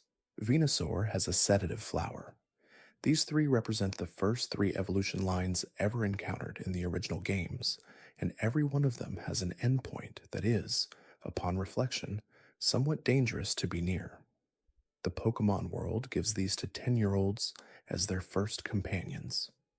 Wailord is the largest Pokémon by size in the main series for a significant portion of the franchise's history. It is enormous. Its size is compared in various official materials to multi-story buildings. And then someone calculated Wailord's density based on its official height and weight statistics and discovered that Wailord is less dense than air. A creature that is described as living in the ocean and diving to depths. A creature described as a whale analog has an official height and weight combination that would make it lighter than the surrounding atmosphere in real-world physics. Wailord would float upward. This is an example of a number that was put into the game without being checked against the other numbers, which is an extraordinarily human thing to do during the production of a game that was on a compressed schedule and contained hundreds of individual creatures, each requiring their own set of statistics. Wailord's density was not the priority. The priority was making Wailord large and impressive, and in those goals the design succeeded completely. The density is simply a number that, once checked, reveals something the design team did not intend. The Pokémon physics community, which absolutely exists as an enthusiastic subset of the broader community, has spent considerable time calculating the implications of official Pokémon measurements. The results frequently reveal that official Pokémon statistics, applied to real-world physics models, produce outcomes that the games do not reflect. Machamp can destroy cities. Magcargo is hotter than the sun. Wailord floats. The official data says things that the official world does not quite show us, and this gap between stated data and observed reality is one of the quieter comedies of the franchise, running in the background of every measurement and every number in every Pokédex entry. Jirachi is a steel and psychic type mythical Pokémon that sleeps for 1,000 years and then awakens for a period of 7 days, during which it can grant wishes. It is described as being able to grant any wish to a person who writes on one of the tags attached to it during its waking period. Jirachi then goes back to sleep for another 1,000 years. The 7 day window for wish granting in any given millennium suggests a very specific kind of cosmic scarcity has been built into the design. If you want a wish from Jirachi, you need to be in the right place during a very specific 7 day period in any given 1,000 years. The mechanics of Jirachi's awakening in its movie appearance involve a comet that passes near the Pokemon world once every 1,000 years and provides the energy for it to wake up. This means that the window for Jirachi interaction is constrained not just to a 7 day period, but to a 7 day period that aligns with a once per millennium astronomical event. The odds of any given person being alive and in the right location during this period are, by any calculation, extraordinary. Jirachi is generous with its wishes. It just has an extremely limited operating schedule. The steel typing for Jirachi, a wish-granting star creature, is the kind of typing decision that rewards prolonged contemplation. Steel is the most defensively resistant type in the game's original type chart, immune to poison and resistant to a large number of common attack types. A being made of stardust and good intentions is also, mechanically, one of the most physically armored Pokemon types in the game. The softness of its design and the lore hardness of its typing sit in a relationship that is never quite resolved and somehow works entirely. Ralts is a psychic and fairy type Pokemon that senses the emotions of others around it. If its trainer is in a good mood, Ralts becomes energized and happy. If its trainer is sad, Ralts feels sad.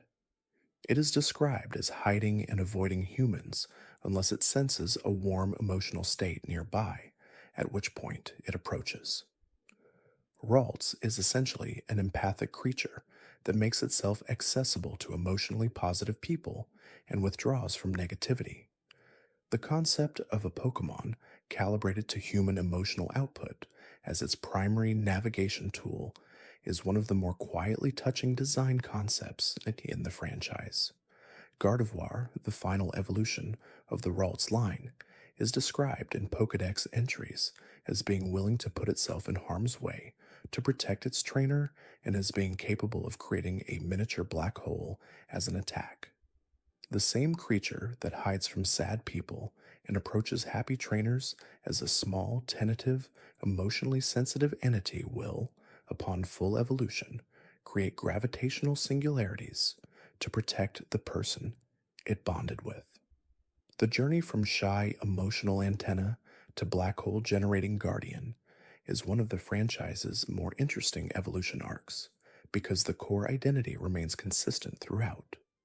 The fundamental drive to be near people who feel good and to protect those people at any cost simply scales up with each evolution stage.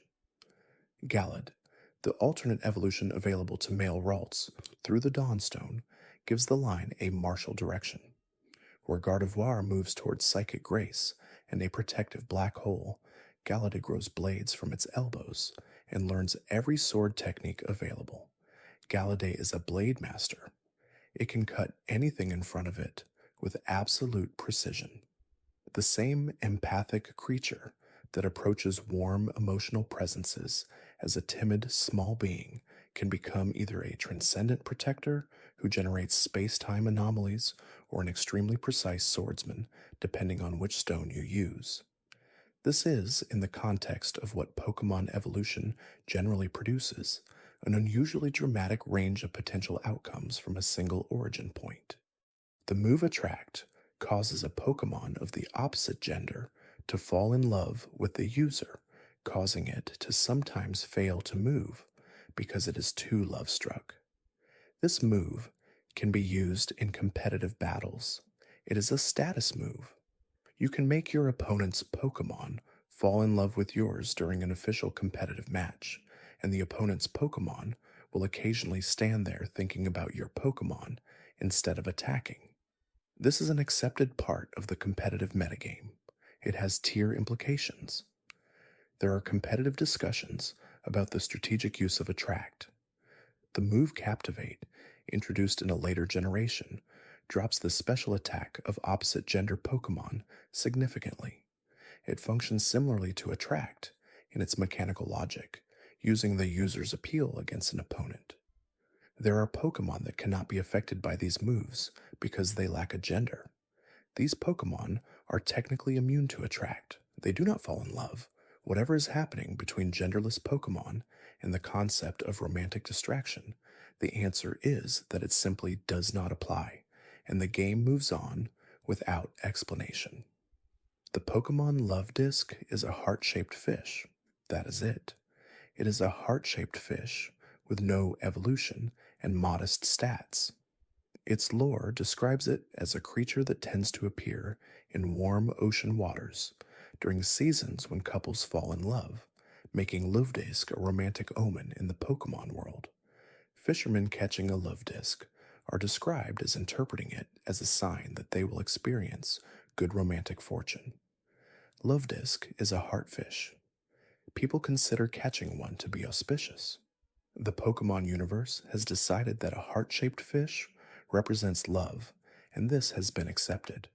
The Pokemon world contains multiple distinct regions, each with its own Pokemon professor, named after a type of tree: Professor Oak, Professor Elm, Professor Birch, Professor Rowan, Professor Juniper, Professor Sycamore, Professor Kukui, who breaks the pattern slightly as Kukui is a nut-producing tree, Professor Magnolia. The naming convention started as a design decision in the early games and became a tradition maintained across every subsequent region. The professors of the Pokemon world are uniformly named after trees, and this has been so consistent and so long-standing that it has become one of the most reliable and earnest jokes in the franchise. The world simply has this rule. It was never announced. It was simply there, and then it kept being there. Professor Sycamore in Pokémon X and Y is notably portrayed as charming and stylish, which the game does not underplay. He is considered attractive by multiple characters in the narrative, and this is mentioned. He is also the one who gives the player character a starter Pokémon while standing in a Parisian cafe, because the Kalos region is very clearly based on France, and the game commits to this geographic inspiration with enthusiasm. A stylish French professor gives you a Pokémon in a cafe. This is the opening of Pokémon X and Y, and it is delivered with complete sincerity. The Kalos region also contains Lumiose City, which is based on Paris, and which is built around a central tower that is very clearly the Eiffel Tower. The tower in the game is significant to the narrative. The city is sprawling and urban. The French inspiration is consistent in architecture, aesthetic, and cultural detail in a way that made Kalos one of the more immediately recognizable regional inspirations in the franchise's history. Children playing Pokémon X and Y in France played a game explicitly set in their own country, filtered through the Pokémon lens, and this was genuinely touching for a franchise that usually draws primarily from Japanese geography and cultural context. There is a Pokémon called Klefki that is a keyring. It collects keys. Its Pokédex entries describe it as sneaking into homes to steal keys and add them to its collection. Klefki holds the keys of things it has collected from people's houses. It is a fairy and steel type. The steel typing is because it is made of metal. The fairy typing is because it is magical. Klefki is a magical metal keyring that breaks into houses. This creature exists in the post-Generation 6 world, where the steel fairy combination is one of the best defensive typings available, meaning that the keyring thief is also mechanically very hard to beat. Klefki is extremely defensively sound. Klefki will be back for your keys. Vanillite, Vanillish, and Vanillux are ice cream cones. They are ice-type Pokemon who are ice cream. Their design was, upon release, the subject of significant community discussion about whether the franchise had gone too far in terms of inanimate object based Pokemon design. Ice cream Pokemon felt, to some portion of the community, like a line had been crossed, and then those same community members were reminded that the franchise had included a set of keys, a pile of purple goo, a sentient Pokeball, and a series of letters of the alphabet as Pokemon before this, and the discourse became complicated. Vanillix's Pokédex entry in Pokemon Black notes that it was created when two Vanillish fuse together and that the two faces on the evolved form do not always agree and occasionally get into arguments. Two ice cream scoops that fuse together and sometimes disagree about things. This is the lore of Vanillix, and it is delivered with the same earnestness as Mewtwo's cloning origin and Jirachi's 1,000-year sleep cycle.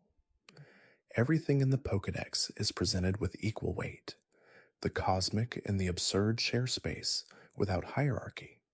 Sableye, a dark and ghost type Pokemon from the Hoenn region, has eyes made of gemstones and lives in caves where it subsists on a diet of rocks and crystals. Its diet of crystals is what gives its eyes their gemstone quality, according to the lore.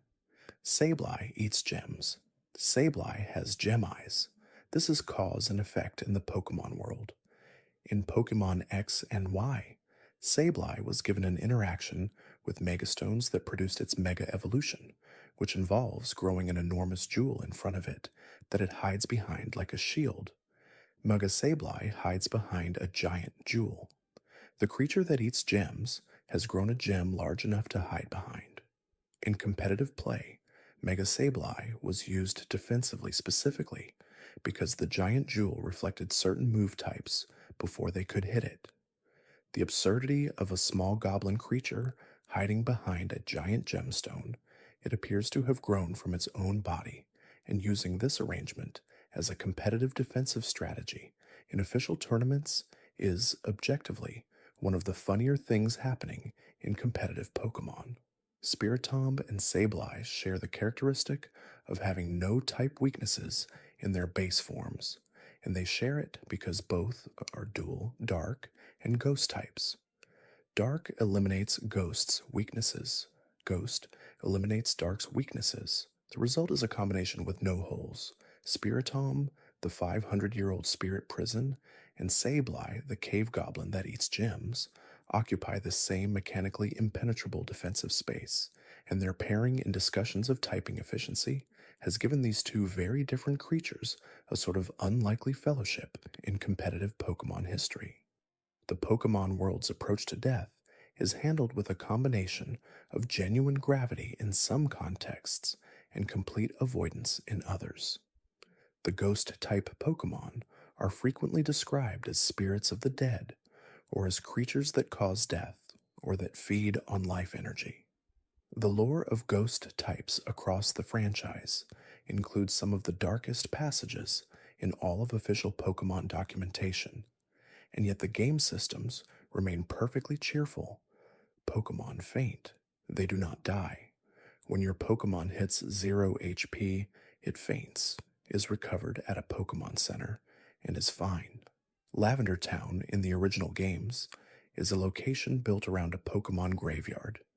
The music in Lavender Town is, in the original Game Boy version, distinctly unsettling relative to the rest of the game's soundtrack. The frequencies and arrangement of the original Lavender Town music have been the subject of extensive discussion, and a persistent internet legend that the music caused psychological effects in children was thoroughly debunked, but has persisted in internet culture anyway.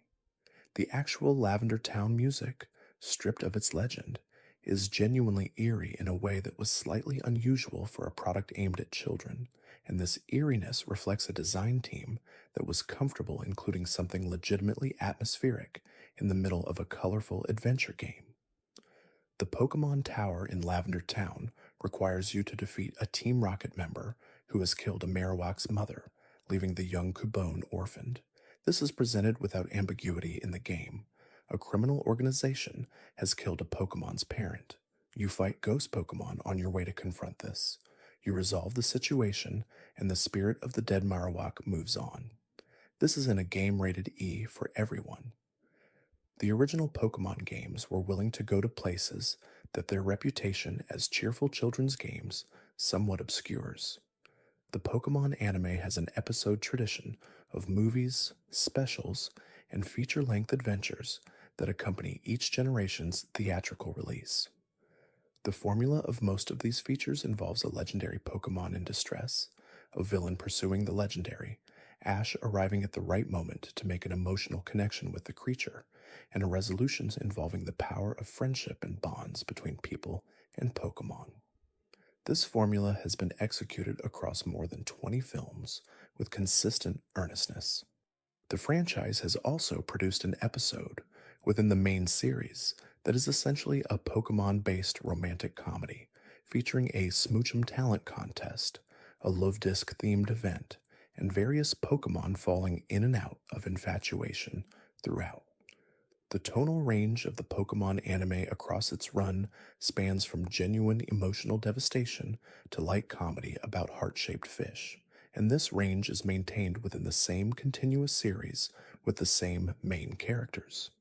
Ash has witnessed cosmological threats to reality itself, and has also participated in a Pokemon cooking competition within a few episodes of each other.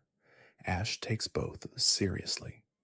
One of the most widely discussed moments in the original anime involves Ash's Pokémon appearing to die, briefly, in the first movie, and Ash himself appearing to turn to stone. Tears from the Pokémon present at the scene are said to have reversed the petrification. This scene was emotional enough that the production team reportedly found it difficult to animate, with some staff members describing the creation of the scene as genuinely affecting. In a film aimed at children, featuring talking animals, exploring themes of identity and existence, the moment where a child becomes stone and his friends weep for him is still capable of landing with real weight decades later. The franchise knew what it was doing with that scene. It delivered it with complete intention. Arceus, the creator of the Pokemon universe, has a base stat total of 720. These are numbers in a video game. The being described in its Pokédex entry as having shaped the universe with 1,000 arms, as having emerged from an egg before the world existed, as being the first of all things, has a stat total that can be calculated and compared against other creatures. Darkrai, a nightmare demon that traps people in endless bad dreams, has a base stat total of 600. The creator of reality scores somewhat better than the nightmare demon. The act of catching Arceus, the god of the Pokemon universe, with a Pokeball is something that the games have built toward, and in some cases made possible. You locate Arceus, you weaken it in battle, you throw a ball. If the numbers align in your favor, Arceus fits inside the ball. The creator of the universe is caught, because your critical hit landed. Your Ultra Ball happened to succeed, and the internal RNG rolled your way. Arceus is then stored in PC Box 4. It waits there with the other Pokemon. You can check on it at any time. Arceus is at full health. It is fine. The experience of playing Pokemon late at night, when the screen brightness is low and the music plays quietly through speakers that are slightly turned down to avoid disturbing others, is one that many people carry as a specific memory. The particular sound of the Pokemon Center healing theme, brief and pleasant and resolving upward, is one of the most recognizable short musical phrases in video game history. It plays in a loop at every center, at every healing station, across every generation. The specific melody has been arranged and rearranged dozens of times while remaining essentially the same melody. You can hum it after hearing it once. You never forget it. The music of the Pokemon games, across generations, has consistently been composed with the intention of matching the sense of each location. Pallet Town's theme is small and open with a sense of beginning and possibility. Lavender Town's theme is unsettling in a way that is appropriate for a graveyard. The Elite Four themes in various regions are building and tense, reflecting the culmination of a long journey. The legendary encounter themes are vast and cinematic.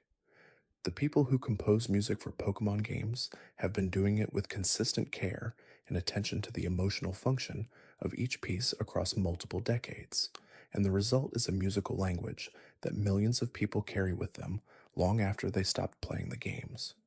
The battle theme for facing a trainer versus facing a wild Pokemon, two different compositions, signals to the player before anything appears on screen what kind of encounter they are entering.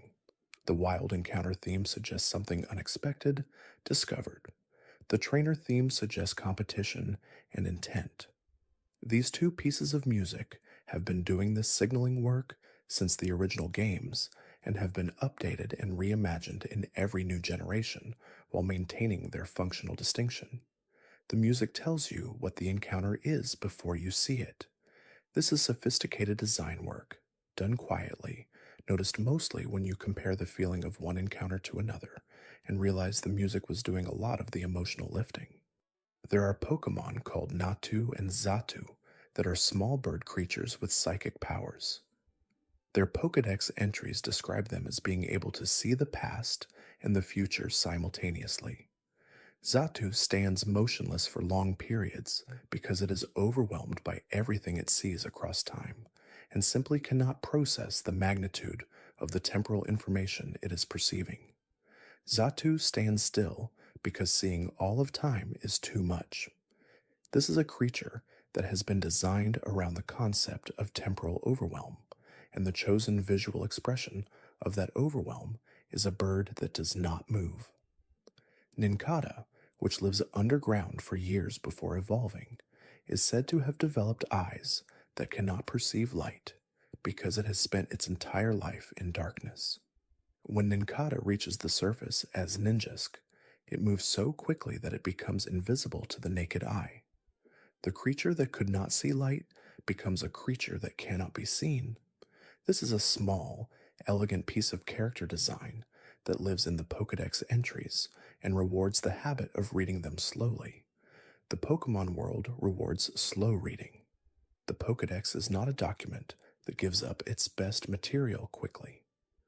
The most interesting passages, the most quietly funny moments, the most genuinely moving character details are distributed throughout the database in ways that only emerge when you take the time to read every entry for every creature. The franchise has invested decades into writing text that most players scroll past at speed, and those who slow down find a world that is stranger, sadder, funnier, and more thought through than the surface suggests. Tonight, with the hours settling and the weight of the day growing distant, slowing down seems like exactly the right approach. Pokemon Gold and Silver introduced the day and night cycle to the franchise, using the Game Boy Color's internal clock to distinguish between events and encounters that happened in daylight versus those that happened after dark. Certain Pokemon only appeared at night. Certain items could only be found at specific times. The Pokemon world began to exist in time, not just in space. The consequences of this time system included the ability for the game to recognize specific days of the week. Certain vendors appeared only on certain weekdays. Certain events happened only on specific calendar dates. The game was aware of the actual calendar. It knew what day it was. And on certain days, it did things it did not do on others. This small detail, the awareness of time flowing, gave the Johto games a quality that is difficult to describe except as presence. The world was there, running even when you were not playing. The Pokemon were living in time. The morning was different from the evening. Tuesday was different from Saturday. The game had not just a map, but a rhythm, and for many players, encountering a time-sensitive event for the first time, seeing the game do something different because it knew what day it was a moment of quiet surprise that has stayed with them. The time-based system also enabled one of the franchise's more emotionally complicated mechanics, the hatching of Pokemon eggs. You carry an egg with you as you walk. With each step, the egg gets closer to hatching. The egg hatches when you have walked enough. The act of bringing a Pokemon into the world is measured in footsteps. You walk a Pokemon into existence. The bond mechanic that exists in various forms across multiple generations measures a Pokemon's affection toward its trainer through small details of behavior in battle and in the overworld. A Pokemon with high affection will sometimes survive hits that should knock it out. It will land critical hits more frequently.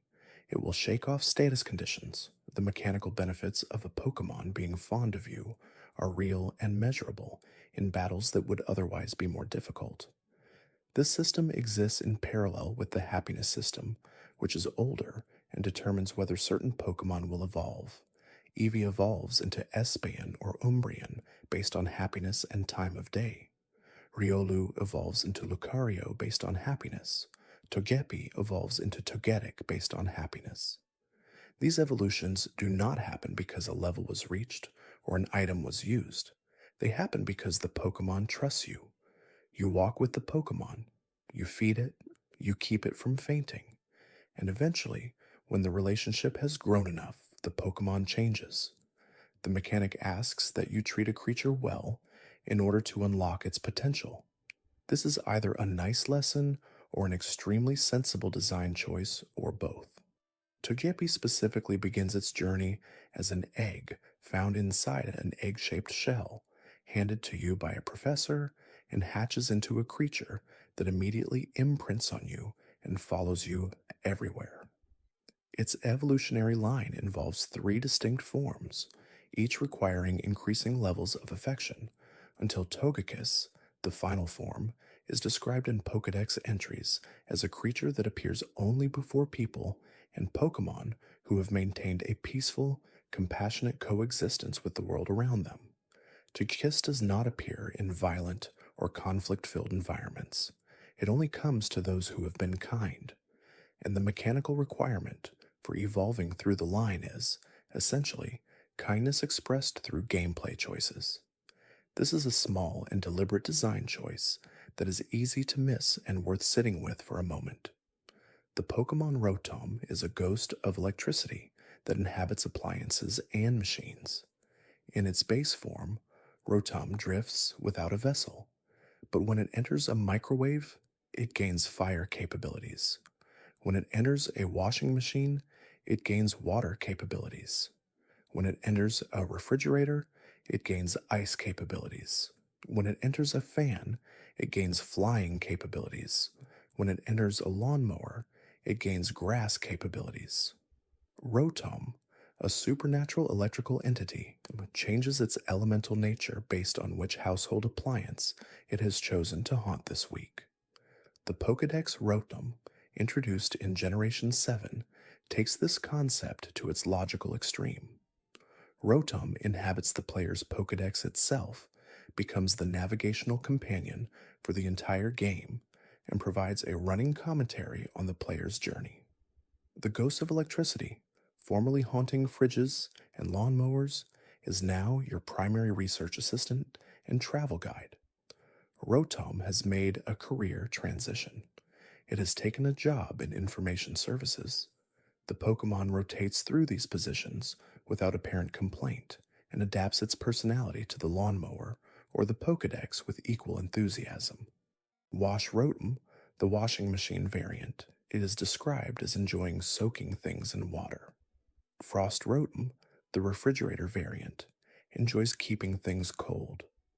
Mow Rotom, the lawnmower variant, enjoys cutting things.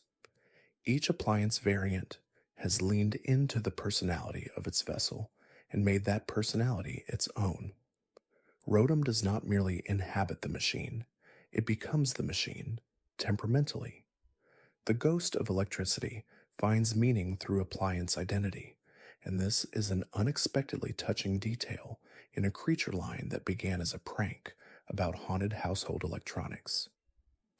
Deoxys is a DNA Pokémon that arrived on Earth inside a meteorite. Its body is formed from a virus that was mutated by laser energy during the meteor's entry into the atmosphere. Deoxys is an alien virus that gained sentience and a physical form through exposure to intense radiation. It has four distinct forms that it can shift between, each emphasizing different aspects of its capabilities. Its tentacle like limbs are described as organs developed to crystallize the energy it processes from the surrounding environment. Deoxys is an extraterrestrial infectious agent that became a Pokémon. The idea that the Pokémon world has had contact with extraterrestrial biological material in the form of Deoxys and its meteor origin sits alongside the lore of Elgium and Beheeyem, two aliens who arrived on Earth 60 years before the events of the Unova games. Elgium came from outer space and is described as having been discovered in a desert area, disoriented and confused, with its memory of its origin unclear. The Pokémon universe has aliens. They arrived in the Pokémon world in recent memory. Researchers study them. One of them lives in a lighthouse in the games that feature it. Elgium sits in a lighthouse because an old man who believes in its alien origins took it in. The alien Pokémon and the eccentric lighthouse keeper have a friendship that is described in the game without sentimentality, as though an alien living in a lighthouse is not the most extraordinary thing happening in the Pokémon world. In context, it is not. Clefairy, Clefable, and the Cleffa pre-evolution are all described in lore as coming down from the moon or from space, gathering in groups at night near large craters, and being particularly drawn to moonstone, which is also the item that causes them to evolve. The most mainstream and widely sold Pokémon in the franchise's early branding, the creature that was nearly the mascot, the one on the birthday cakes and the stuffed animals and the initial promotional materials, is canonically a small alien that came from space. Pikachu gets most of the attention, but it is the aliens who get the merchandise.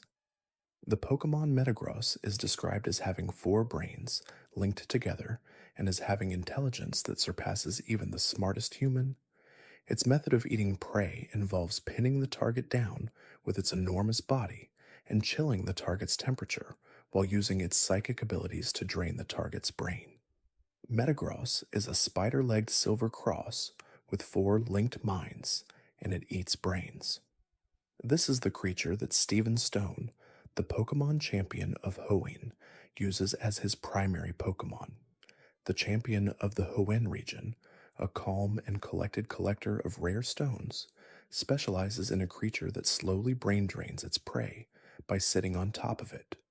Steven is a very mild-mannered man, and his signature Pokemon is the scariest thing in the Pokédex. Salamence, the pseudo-legendary dragon type from the Hoenn region, has a Pokédex entry noting that it cried so hard for so long, wanting to have wings, that its desire to fly eventually caused cells in its body to fuse into actual wings. It cried itself into growing wings. The intensity of its longing was sufficient to alter its own biology. Salamence's wings are the physical manifestation of the force of wanting something badly enough, and this is stated plainly in official game documentation. Bugon, the pre-evolution of Salamence, practices by jumping off cliffs. It wants to fly. It cannot fly yet. So it launches itself from heights and lands on its head, which is described as being very hard specifically as an adaptation to the repeated concussive impact of failed flight attempts. Bagon's skull has evolved to be impact resistant because Bagon keeps throwing itself off things. The skull is the product of Bagon's repeated failures, and eventually, after enough cliff jumping and enough crying, the thing that seemed impossible becomes real. Bagon becomes Salamence.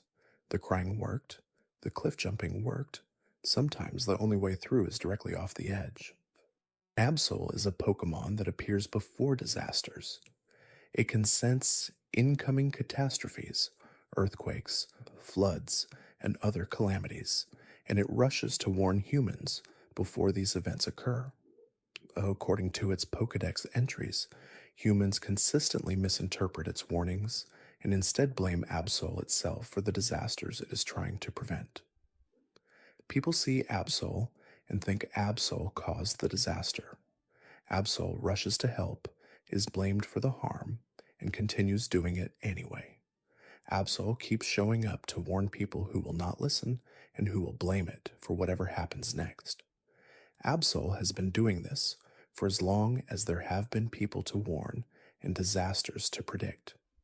The consequence of this misunderstanding is that Absol is known in the Pokemon world as a bearer of ill omens, a creature associated with catastrophe, a thing you do not want to see. The creature that exists specifically to prevent harm has become the symbol of harm in the popular imagination of the Pokemon world. It is not certain whether Absol knows that it is misunderstood or whether it has simply accepted this as the cost of doing what it does. The Pokédex does not tell us. What we know is that Absol keeps coming, keeps warning, and keeps being blamed. This is one of the franchise's quieter pieces of melancholy, living in a small amount of text, saying something that does not resolve. Duskull is a ghost type that chases naughty children. This is its lore. It pursues children who misbehave, passing through walls to follow them, and will not give up the pursuit until dawn. Duskull cannot catch anything. It simply follows. It follows you through walls, through rooms, through the long dark hours until morning, and then it stops. And the next night, if you have misbehaved again, it follows you again. This is the entire thing Duskull does. It follows children who misbehave. It has been doing this since its creation. Whether this constitutes an effective deterrent to child misbehavior in the Pokemon world is not addressed in the official materials. There is a Pokemon called Banette that is a discarded stuffed animal that became a ghost through the power of the resentment it felt at being thrown away. Banette was once a beloved toy. A child loved it and then abandoned it, leaving it in the garbage. The intensity of the abandoned toy's resentment at being discarded was so powerful that it animated into a ghost creature. Banette spends its existence searching for the child who threw it away.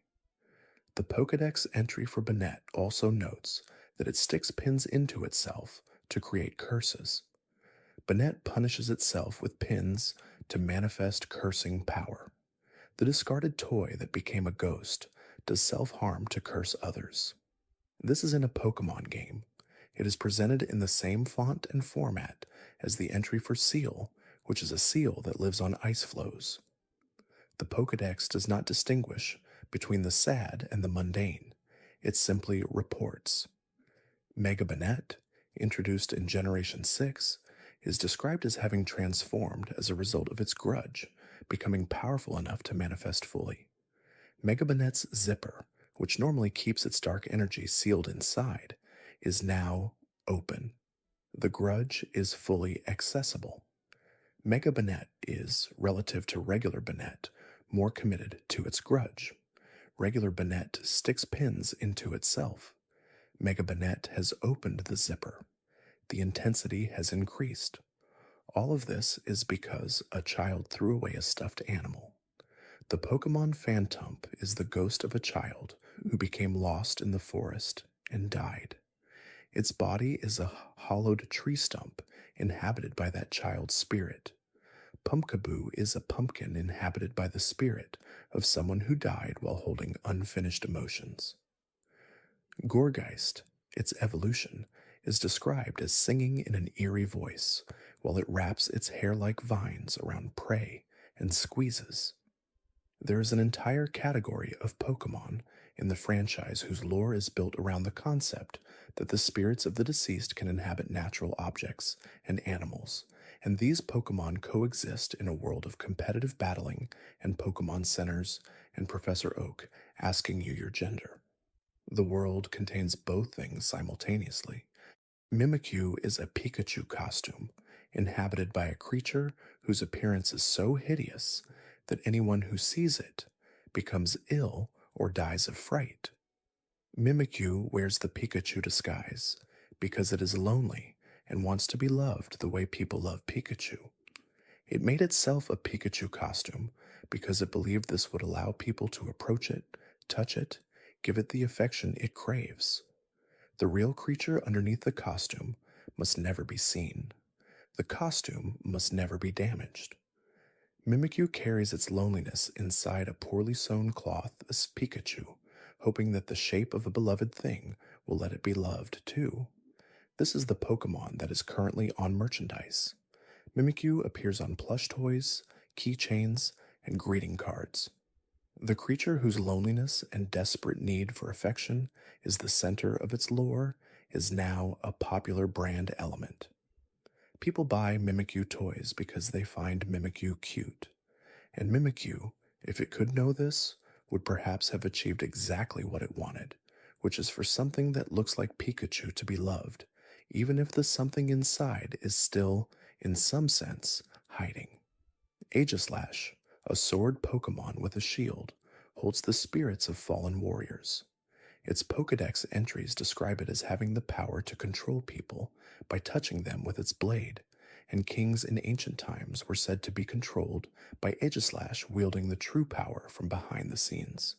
The sword runs the kingdom. The ruler is a puppet. Aegislash does not have goals described beyond this power accumulation and control. It is a medieval political drama compressed into a ghost sword with a shield. Honedge, the base form of the Aegislash line, wraps its cloth around the hand of anyone who grabs its hilt and drains them of life energy. If you pick up Honedge thinking it is a regular sword, it will begin draining you. This is the natural consequence of picking up mysterious swords found in dungeons without examining them, a lesson that video games have been trying to teach for decades, and that the Pokémon franchise has now encoded directly into lore. The sword and shield design of the Aegislash line inspired the title of the 8th generation main series games, Pokémon Sword and Pokémon Shield. The games take place in the Galar region, based on the United Kingdom, and the central legendary Pokémon are Zacian, a sword-bearing wolf, and Zamazenta, a wolf with a shield for a face. The wolf carries the sword, the wolf bears the shield. The region based on Britain is defined by its weapons, which is perhaps a more accurate cultural reference than the games intended, or perhaps exactly the reference they intended. The weather in Pokémon battles is controlled by abilities and specific moves in ways that create tactical complexity far beyond what seems apparent on the surface. Sunny Day makes fire moves more powerful and water moves weaker. Rain Dance does the reverse. Sandstorm damages most non-rock, non-ground, non-steel types at the end of each turn. Hail damages non-ice types at the end of each turn. The idea that a Pokémon can change the weather of its surrounding environment as a battle tactic, and that this tactical weather manipulation can be sustained indefinitely under specific conditions, is one of those mechanics that is completely normal in the Pokémon world and would be civilization-altering in ours. Kyogre can summon a permanent heavy rainstorm. Groudon can summon permanent harsh sunlight. When both are present in the same battle, the weather switches between rain and sun based on which Pokémon acted most recently. The two ancient forces are fighting over the weather. Their battle is, mechanically, a fight about whether it is raining or sunny. The creation myth and the ancient cataclysmic conflict between land and sea resolve themselves, in battle mechanics, into a back and forth about precipitation. Rayquaza, the sky dragon that mediates the conflict between Groudon and Kyogre, removes all weather effects when it enters battle with its ability. Rayquaza flies in and makes it neither rainy nor sunny. The resolution to the ancient conflict between ocean and land is, mechanically, unremarkable normal weather.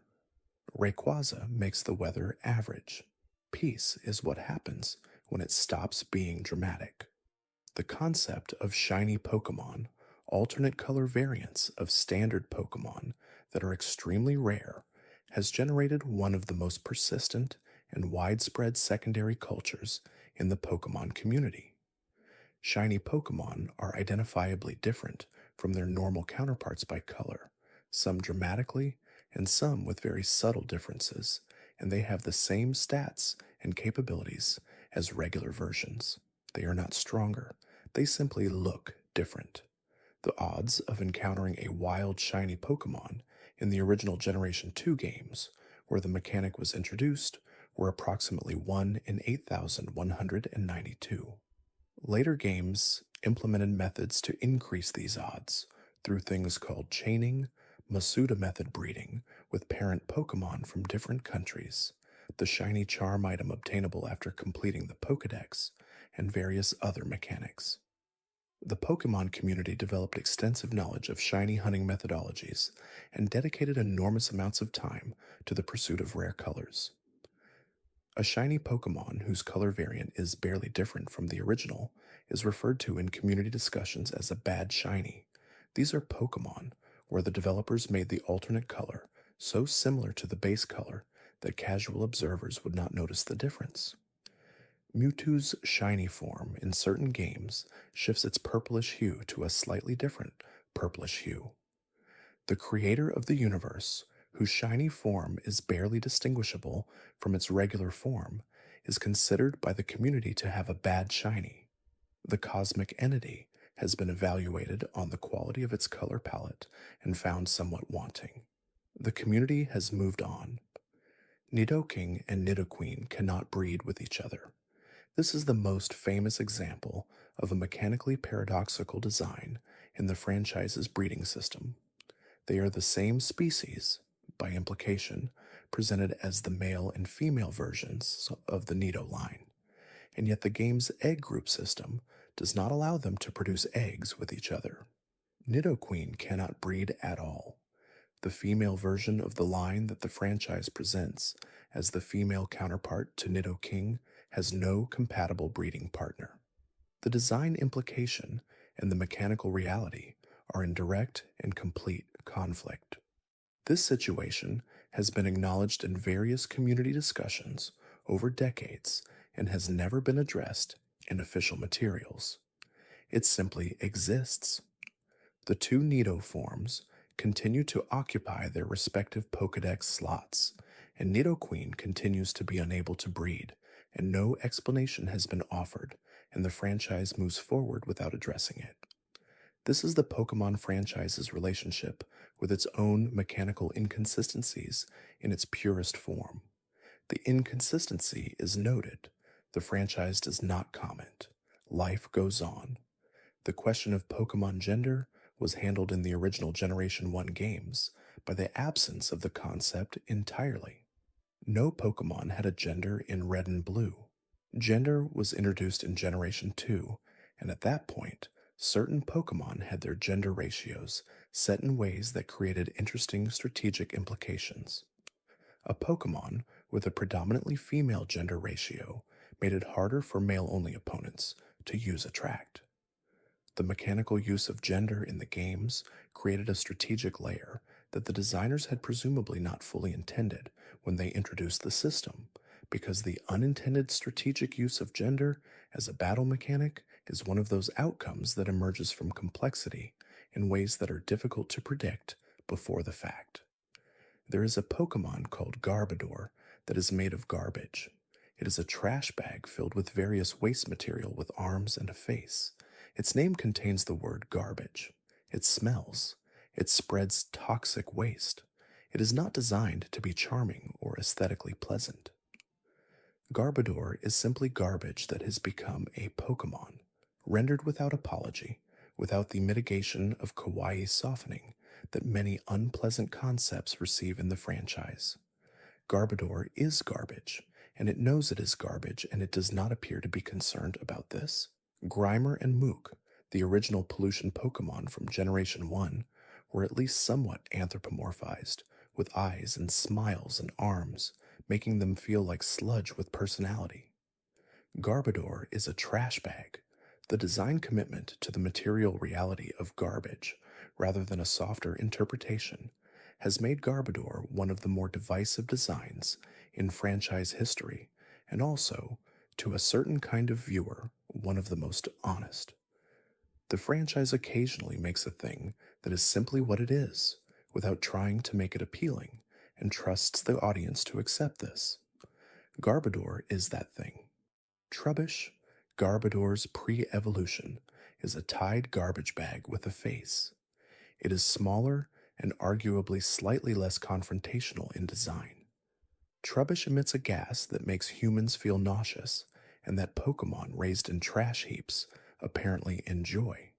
The ecosystem around Trubbish involves other trash-associated Pokémon thriving on its emissions. There is an ecology here. The garbage Pokémon have created a small, complete, garbage-based ecosystem, and within that ecosystem, everything functions according to the logic of the franchise. Trubbish is disgusting, and it is also, within its context, thriving. The Generation 5 Unova games, Black and White, were designed with the intention of introducing a fresh start, featuring only new Pokémon until after the main story was complete. Previous generations had placed new Pokémon alongside returning ones from earlier generations throughout the main story, but Black and White committed to a clean break. The player would encounter only Unova Pokémon during the story, and returning species would become available only in the post-game. This decision was controversial at the time and has since become appreciated as a design choice that gave Unova's roster the strongest impression of any post-Kanto generation. By being the only Pokémon you saw for the entire game, the Unova Pokémon became the Pokémon of the game in a way that felt clean and complete. The story was theirs. The roots were theirs. The experience of Black and White was uncontaminated by nostalgia for previous generations until after the credits rolled. The story of Pokémon Black and White is also, by general community consensus, one of the most thematically ambitious narratives in the franchise's history. The main antagonist, N, raises the question of whether keeping Pokémon in Pokéballs is morally justifiable. He argues that Pokémon should be free. He releases his Pokémon after battles. He believes the system of human and Pokémon partnership is inherently unequal and harmful. The game never fully invalidates this position. It presents the opposing view with sincerity and requires the player to engage with it. The villain of Pokémon Black and White is asking a question that the franchise has been quietly avoiding since 1996, and Black and White chose to ask it directly, in an earnest and thoughtful way, in a game otherwise filled with bus stations and ice cream Pokémon. The EV system, experience values, or effort values depending on the generation's terminology, is a layer of stat optimization in Pokémon games that functions entirely beneath the surface of regular gameplay. Standard players raising Pokémon for the story will never consciously interact with EVs. Competitive players building optimized teams will study EV spreads with the same attention to detail one might apply to professional sports or roster construction. A Pokémon's final stats at level 100 are shaped by which Pokémon it battled during training, because different species give different EV distributions upon defeat. The existence of this hidden system, present in every main series game for decades, has created an enormous knowledge gap between players who discovered the system and those who never heard of it. Two players could both believe they have a strong Pokémon, and one could have a creature with fully optimized EVs trained precisely for its role, while the other has a creature raised by battling whatever appeared in the tall grass. The creature with the optimized spread will in most cases be meaningfully stronger, and neither player might understand why. This is the kind of depth that the Pokemon franchise deploys without explanation or advertisement. The complexity exists, the community discovers it, the knowledge circulates, and the game never tells you directly. You are either playing the visible game or you are playing the hidden game underneath it, and the game does not care which one you choose. It accommodates both completely. The legendary Pokemon Zygarde exists in multiple forms based on how many of its individual cells are assembled together. At 10% form, Zygarde is a dog. At 50%, it is a serpent. At 100%, it is a massive bipedal creature. The cells that compose Zygarde are individual entities scattered throughout the Kalos region, described in lore as being observation units that monitor the health of the ecosystem. Zygarde is a modular god, distributed throughout the environment as individual organic components, capable of assembling itself into different configurations based on what the situation requires. The concept of a distributed deity, whose individual components can be individually located, collected, and assembled, is one of the more genuinely unusual mechanical and lore innovations of the later franchise. You can find Zygarde cells. You walk around and collect pieces of a legendary creature. The creature is everywhere, incompletely, until you gather enough of it. This is both a Pokemon mechanic and a creation myth told through collectible cells, and the combination is strange in a way that is characteristic of Generation 6's ambition. The relationship between the lore of the Kalos region and the mechanical requirements of the games in that era created some of the franchise's more interesting world-building decisions.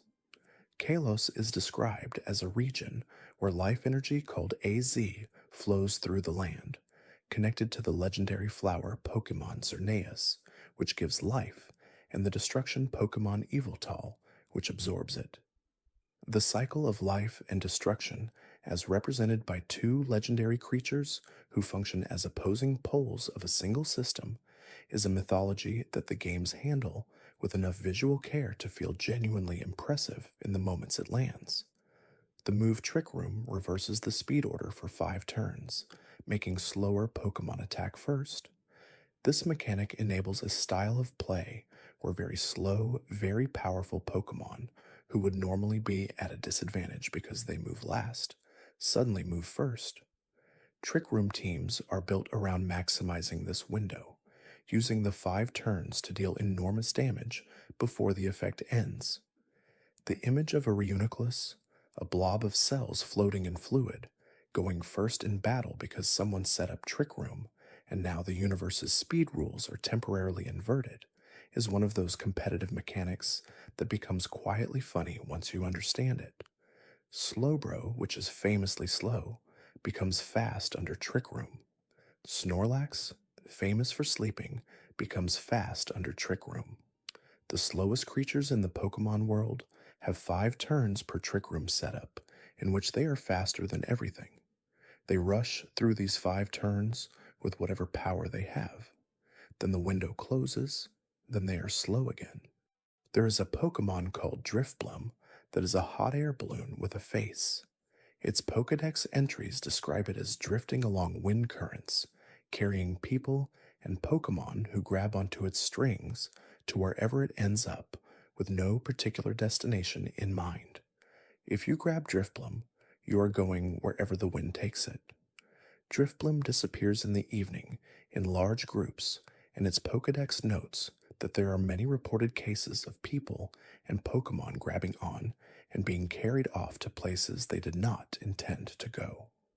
Drifblim does not do this on purpose. It simply drifts. It goes where the wind goes, so people hold on and go there too. The Pokemon world contains what is essentially a functional banking and economy system never fully described or explained. Pokemon dollars are the currency. They are won in battles.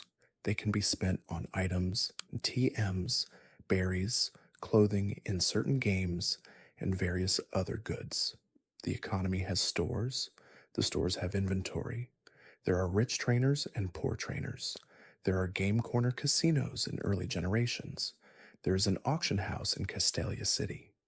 The Pokemon economy functions at a level of casual detail that suggests a complete civilization operating just out of view, implied by every shop visit and every prize money calculation.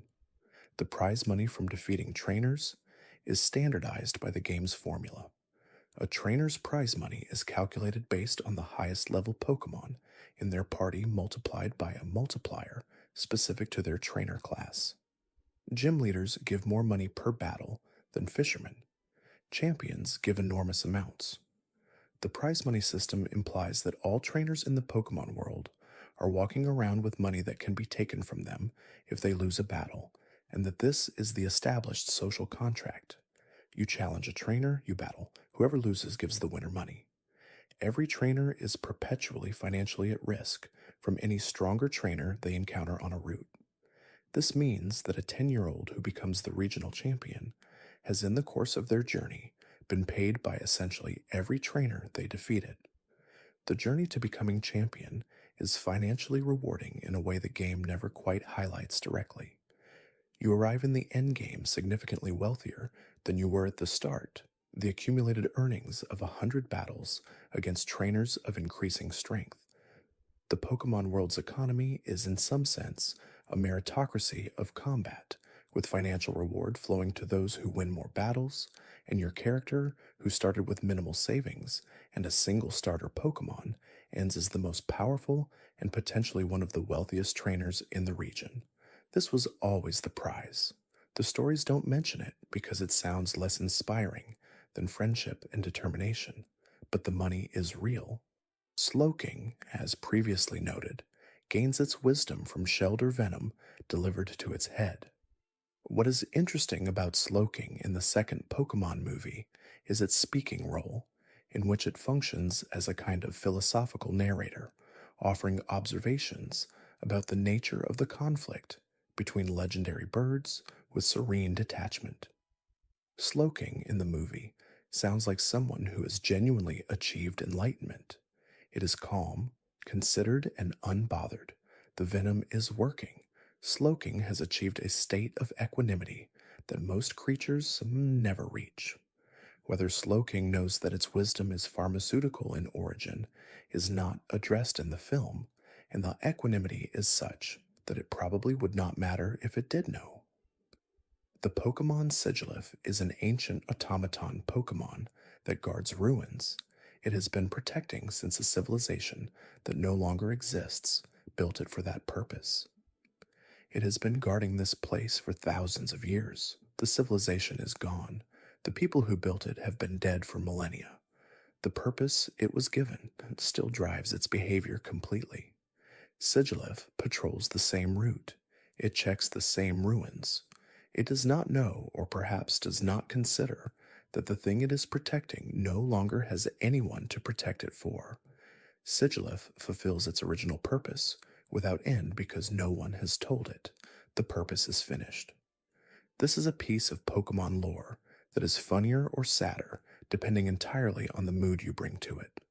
The automatic guardian, outliving its civilization, patrolling the ruins of everything it was meant to serve. You can read this as a meditation on loyalty and loss. You can also read it as an ancient robot that never got the memo. Both are valid. Both are the Pokemon franchise. There is a Pokemon called Stunfisk that is flat, brown, and lives on muddy ocean floors, where it blends in with the mud and shocks anyone who steps on it. This is its strategy.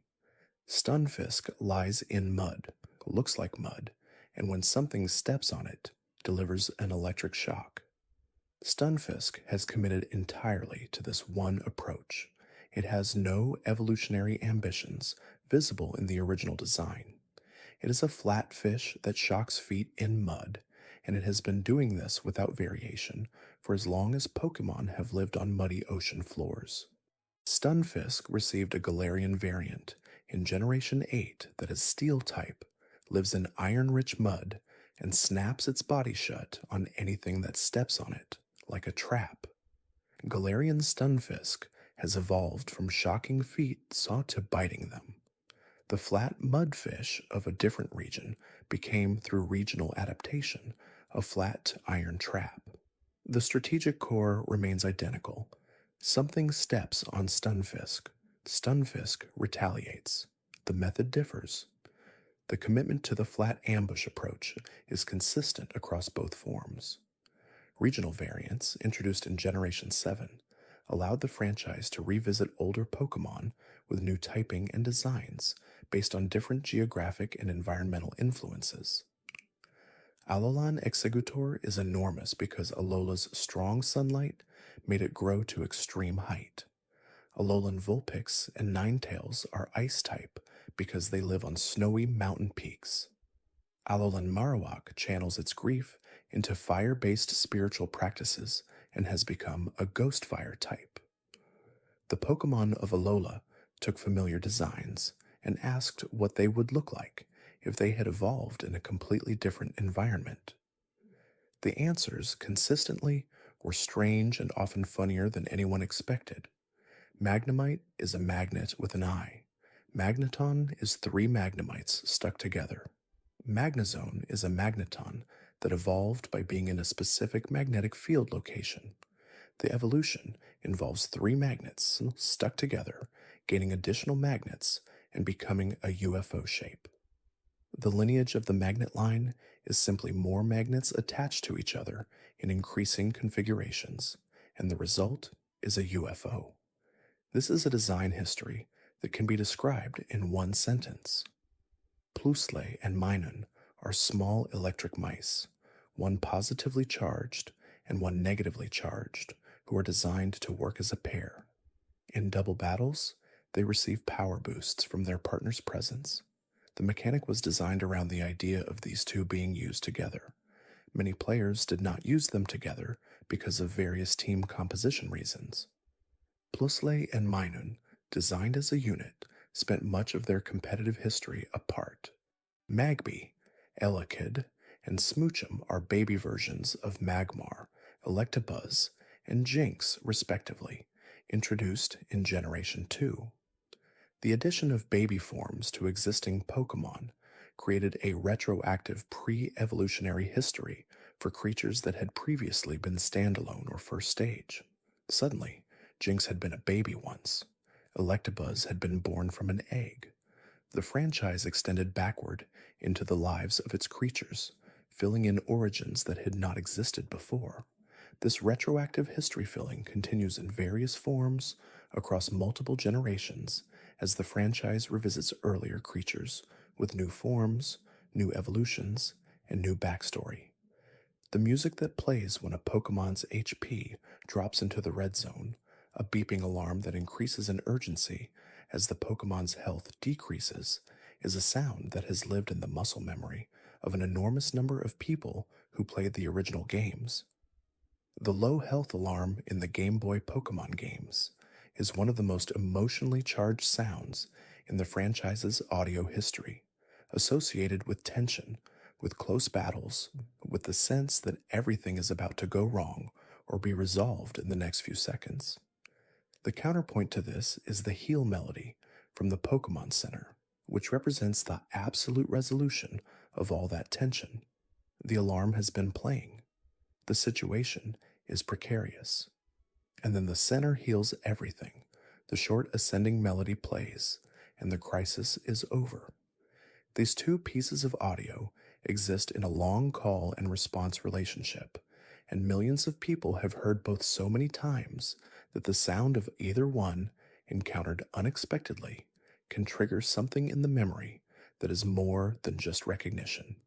It is an echo of something that happened a long time ago, in a room that might not exist in the same form anymore, to a version of yourself that was a different size. The sound of a Pokeball opening, the cry of a Pokemon, the battle theme beginning, the root music cycling, the gym music shifting upward in tension. These sounds, and the memories embedded in them, are part of what makes Pokémon a franchise that reaches people differently in adulthood than in childhood. What was a game is also now a place in time, and the sounds are the key that opens the door to that place, in the still moments, in the quiet, in the last few minutes before sleep. One of the more quietly interesting facts about how the franchise approaches new generations is the gradual accumulation of mechanical systems that each game either introduces or inherits. The original games had a limited set of mechanics. You battled, you caught, you leveled.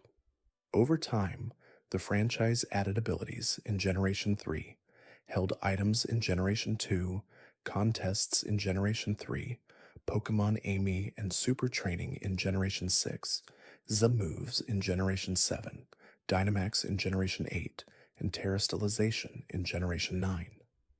Each mechanic arrived, changed the game, and was then either carried forward or left behind in subsequent entries. The franchise's relationship with its own mechanical history is complicated and ongoing.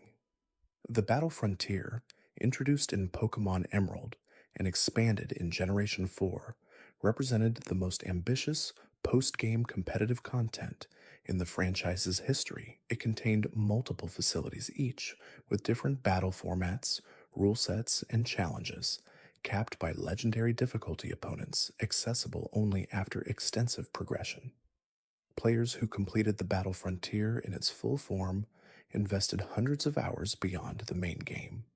The Battle Frontier has not returned in a mainline game since its last appearance in Generation 4, and its absence is periodically mourned in community discussions as one of the franchise's great lost features. The anniversary discourse around specific Pokemon games, which happens with reliable regularity as each entry reaches milestone years, has produced some of the more thoughtful retrospective writing in gaming culture. Players who grew up with specific generations examining what those games meant to them, finding the threads that connect the things they remember to the people they have become, producing essays and videos and conversations that are at their best genuinely moving.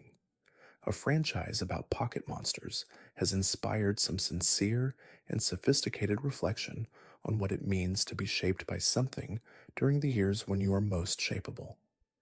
The Pokemon games were there during those years for an enormous number of people, and the depth of feeling attached to them reflects this. Typhlosion, the fire-type starter final form from Generation 2, was at one point among the most beloved starter evolutions in the franchise. Its design is clean and confident, a badger on fire, and its competitive viability was solid without being dominant. Typhlosion exists in that comfortable tier where it is good enough to use sincerely and simple enough to explain to someone who has never played Pokemon. It is a fire badger. Its neck is on fire. These are the facts about Typhlosion, and they are sufficient. Meganium, the grass starter final form from Generation 2, exhales a calming fragrance that resolves conflicts. Anyone who breathes in Meganium's breath apparently feels their aggression dissolving into a more peaceful state. Meganium is a walking de-escalation event. Its large flower collar amplifies this effect. Meganium is designed to be calming. It is a passive pacifist creature in a franchise built around battles, and yet Meganium is entirely in the game and battles quite regularly, breathing its calming fragrance at opponents who then presumably feel calmer while being defeated. Feraligator, the water starter final form, rounds out the Johto trio. Its Pokédex entries describe it as having tremendously powerful jaws and as shaking its head once something is in its mouth to deliver the most destructive effect possible. Feraligator, relative to its trio partners' fragrant pacifism and fire badger elegance, is simply extremely aggressive. The Johto starters, taken together, offer a fragrance-based peacemaker, a fire mammal with neck flames, and an enormous angry crocodile. They represent the full tonal range of the Pokemon franchise in 3 designs. Gardevoir and Galad, as previously discussed, are among the franchise's more emotionally textured creatures. But the Ralts line's trainer protection lore reaches its most intense expression in the description of Gardevoir creating a black hole. The physics of creating a miniature black hole are not addressed. The energy required for this in real physics would be so extreme that the entire planet would be affected. Gardevoir creates this to protect its trainer. The scale of protection is perhaps somewhat disproportionate to the threat level of most wild Pokémon encounters. But Gardevoir does not appear to calibrate its response. It will create a gravitational singularity if that is what protecting you requires. The Pokémon franchise's relationship with scale is consistently flexible. Tiny creatures have enormous effects. Enormous creatures have modest ones. The universe is governed by rules that are consistent within the game's frame, but would be catastrophic if applied to our physics. This flexibility is part of what makes the franchise feel comfortable to exist in imaginatively. Nothing quite scales the way it would in a real world, and the departure from real world scale is what makes space for everything to coexist without the weight of consequence. Consequences in the Pokemon world are real but narrow. Battles have outcomes. Pokemon faint. Trainers pay prize money. Villains are defeated. Legendary Pokemon are caught and placed in PC boxes. The world absorbs all of this and continues. The sun rises the next morning. The roots are still there. The tall grass still rustles. Nothing that happened yesterday prevents today from being another day of walking forward, encountering something new, and deciding whether to catch it. Gengar can possess people. Alakazam has 5,000 IQ. Chauncey produces the most delicious food in the universe. Wailord is lighter than air. Magcargo is twice as hot as the sun. These facts exist alongside each other without hierarchy or resolution, living in the same database, documented with the same clinical calm. The Pokédex is a document that contains everything and explains almost nothing.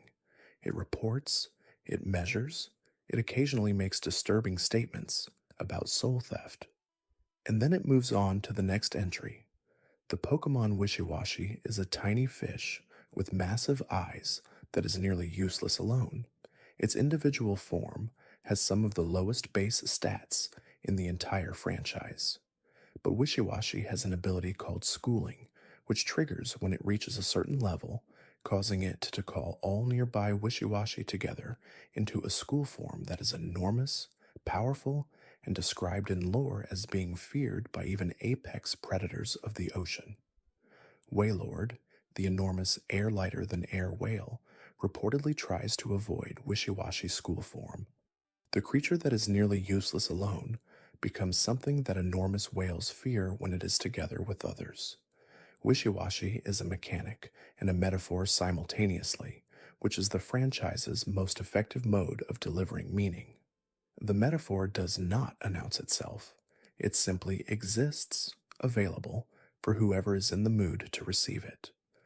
Murkrow is a dark and flying type crow Pokemon described as being considered an ill omen in many cultures of the Pokemon world. Walking under the path of a Murkrow is said to be bad luck. This is folklore within the Pokemon world about one of its own creatures. The Pokemon world has developed superstitions about Pokemon. There are Pokemon that people fear as omens, Pokemon that people seek out as signs of good fortune, Pokemon whose appearances at specific times and places carry cultural meaning. The Pokemon world has a fully developed relationship with its own supernatural, and that supernatural is populated by the creatures whose ordinary nature we otherwise document in competitive tier lists and breeding guides. Honchkrow, Murkrow's evolution, is dressed like a mafia boss. This is not a subtle reference. It wears a wide-brimmed hat. It has a white ruffle at its neck resembling a formal shirt. Its Pokédex entries describe it as commanding flocks of Murkrow to do its bidding and abandoning any Murkrow who failed to bring it food. Honchkrow is running a criminal organization based on crow underlings. The ill-omened crow evolved into a mob boss crow. This is a design arc with full internal logic, executed without apology. The Pokemon Arcanine is described in its Pokédex entry as being a legendary Pokemon. This is its actual Pokédex entry. Arcanine is explicitly called legendary in its own documentation. However, it is not classified as a legendary in the mechanical sense of the word. You can breed Arcanine. You can find Growlithe in the wild and evolve it with a Firestone. Arcanine is not rare in the game mechanics, but the Pokédex says it is a legendary creature revered in the East. It is simultaneously legendary in lore and completely ordinary in mechanics. This is another of those Pokédex mysteries that the franchise has never resolved. Arcanine is legendary. It evolves from Growlithe. Both things are true. The legend is in the beast, not in its rarity. Whether the people of the Pokemon world know that Growlithe and Arcanine are the same species is not addressed. Whether they would find Arcanine less impressive if they knew you got it from a Firestone and a level 17 Growlithe is similarly not addressed. Ninetales is described as cursing anyone who grabs one of its 9 tails for 1,000 years. This is documented in the Pokédex. If you grab a Ninetales tail, it will curse you. The curse lasts 1,000 years. One of the more immediately practical pieces of information in the franchise's official documentation is this specific advice not to grab the tails of the 9-tailed fox. This seems like information that should be more prominent in the regions where Ninetales live. It should be on signs. It should be in the trainer orientation materials that presumably exist in a world that sends 10-year-olds into the wild with Pokemon. Do not grab the tails. Heracross is a bug and fighting type Pokemon that is a beetle wearing a cape. Its Pokédex entries describe it as extremely strong, capable of flinging large trees, and is feeding on tree sap with great enthusiasm. Heracross is a powerfully muscled beetle who likes tree sap. Its competitive viability has varied across generations, but its design has remained consistently beloved. The beetle with a cape aesthetic is the right kind of simple. Pinsir, the rival beetle Pokemon, grabs things with its pincers and squeezes until they stop moving. Its Pokédex entries describe this without sympathy. Pinsir grabs. Pinsir squeezes. Whatever was grabbed stops. Pinsir is the no-nonsense counterpart to Heracross's enthusiastic cape-wearing. While Heracross is beloved, Pinsir occupies the role of the less popular beetle that people acknowledge but rarely choose as a favorite. Pinsir was eventually given a mega evolution that added wings and transformed it from a grumpy pincer beetle to a grumpy flying pincer beetle with horns. The transformation did not fundamentally change Pinsir's energy. It simply gave it wings and made it angrier. Scyther is a giant praying mantis with scythes for arms. It is described as being able to cut through anything with its scythes. Its Pokédex notes that it moves so fast that it is nearly impossible to see when it is running. Scyther eventually gained an evolution in Scyther, which is a steel-covered version with pincer arms and a dramatically higher stat total, and has since been one of the more consistently viable Pokemon in competitive play across many generations. The evolution from scythe arms to pincer arms with steel coating produced one of the franchise's most beloved designs. Scyther's red and black aesthetic and efficient silhouette have made it a persistent competitive and cultural presence. The Pokemon trading card game, which launched alongside the video games and has run continuously since the late 1990s, contains its own body of lore expressed through card illustrations and flavor text that often diverges from the video game Pokédex entries.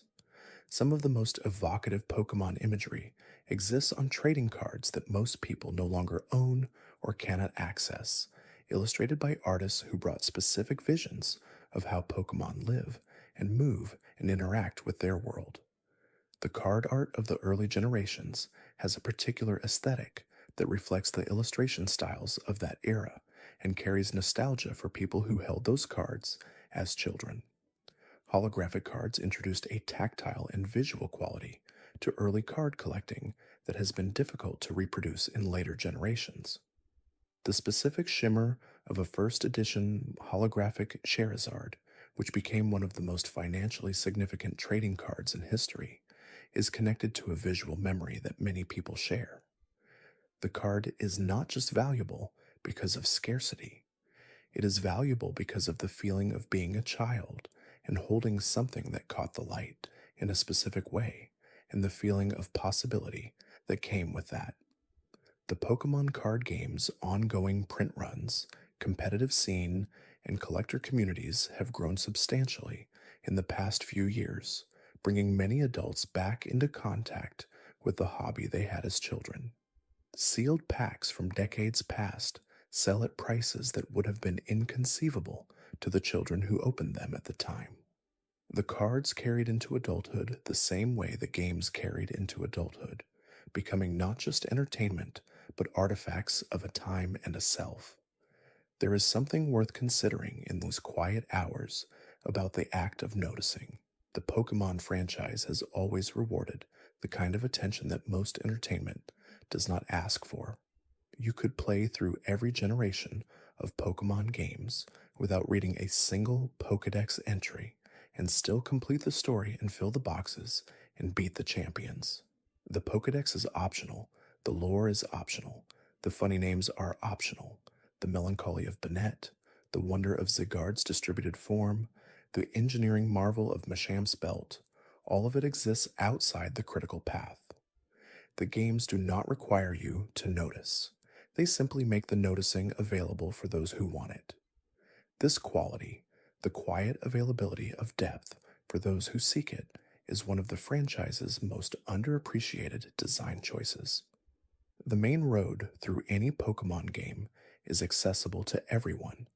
The side roads, the small paths that lead to things like the backstory of Looker, the international police officer, or the mythology of the Tower of the Two Brass Bells, or the reason Sudowoodo is so afraid of water.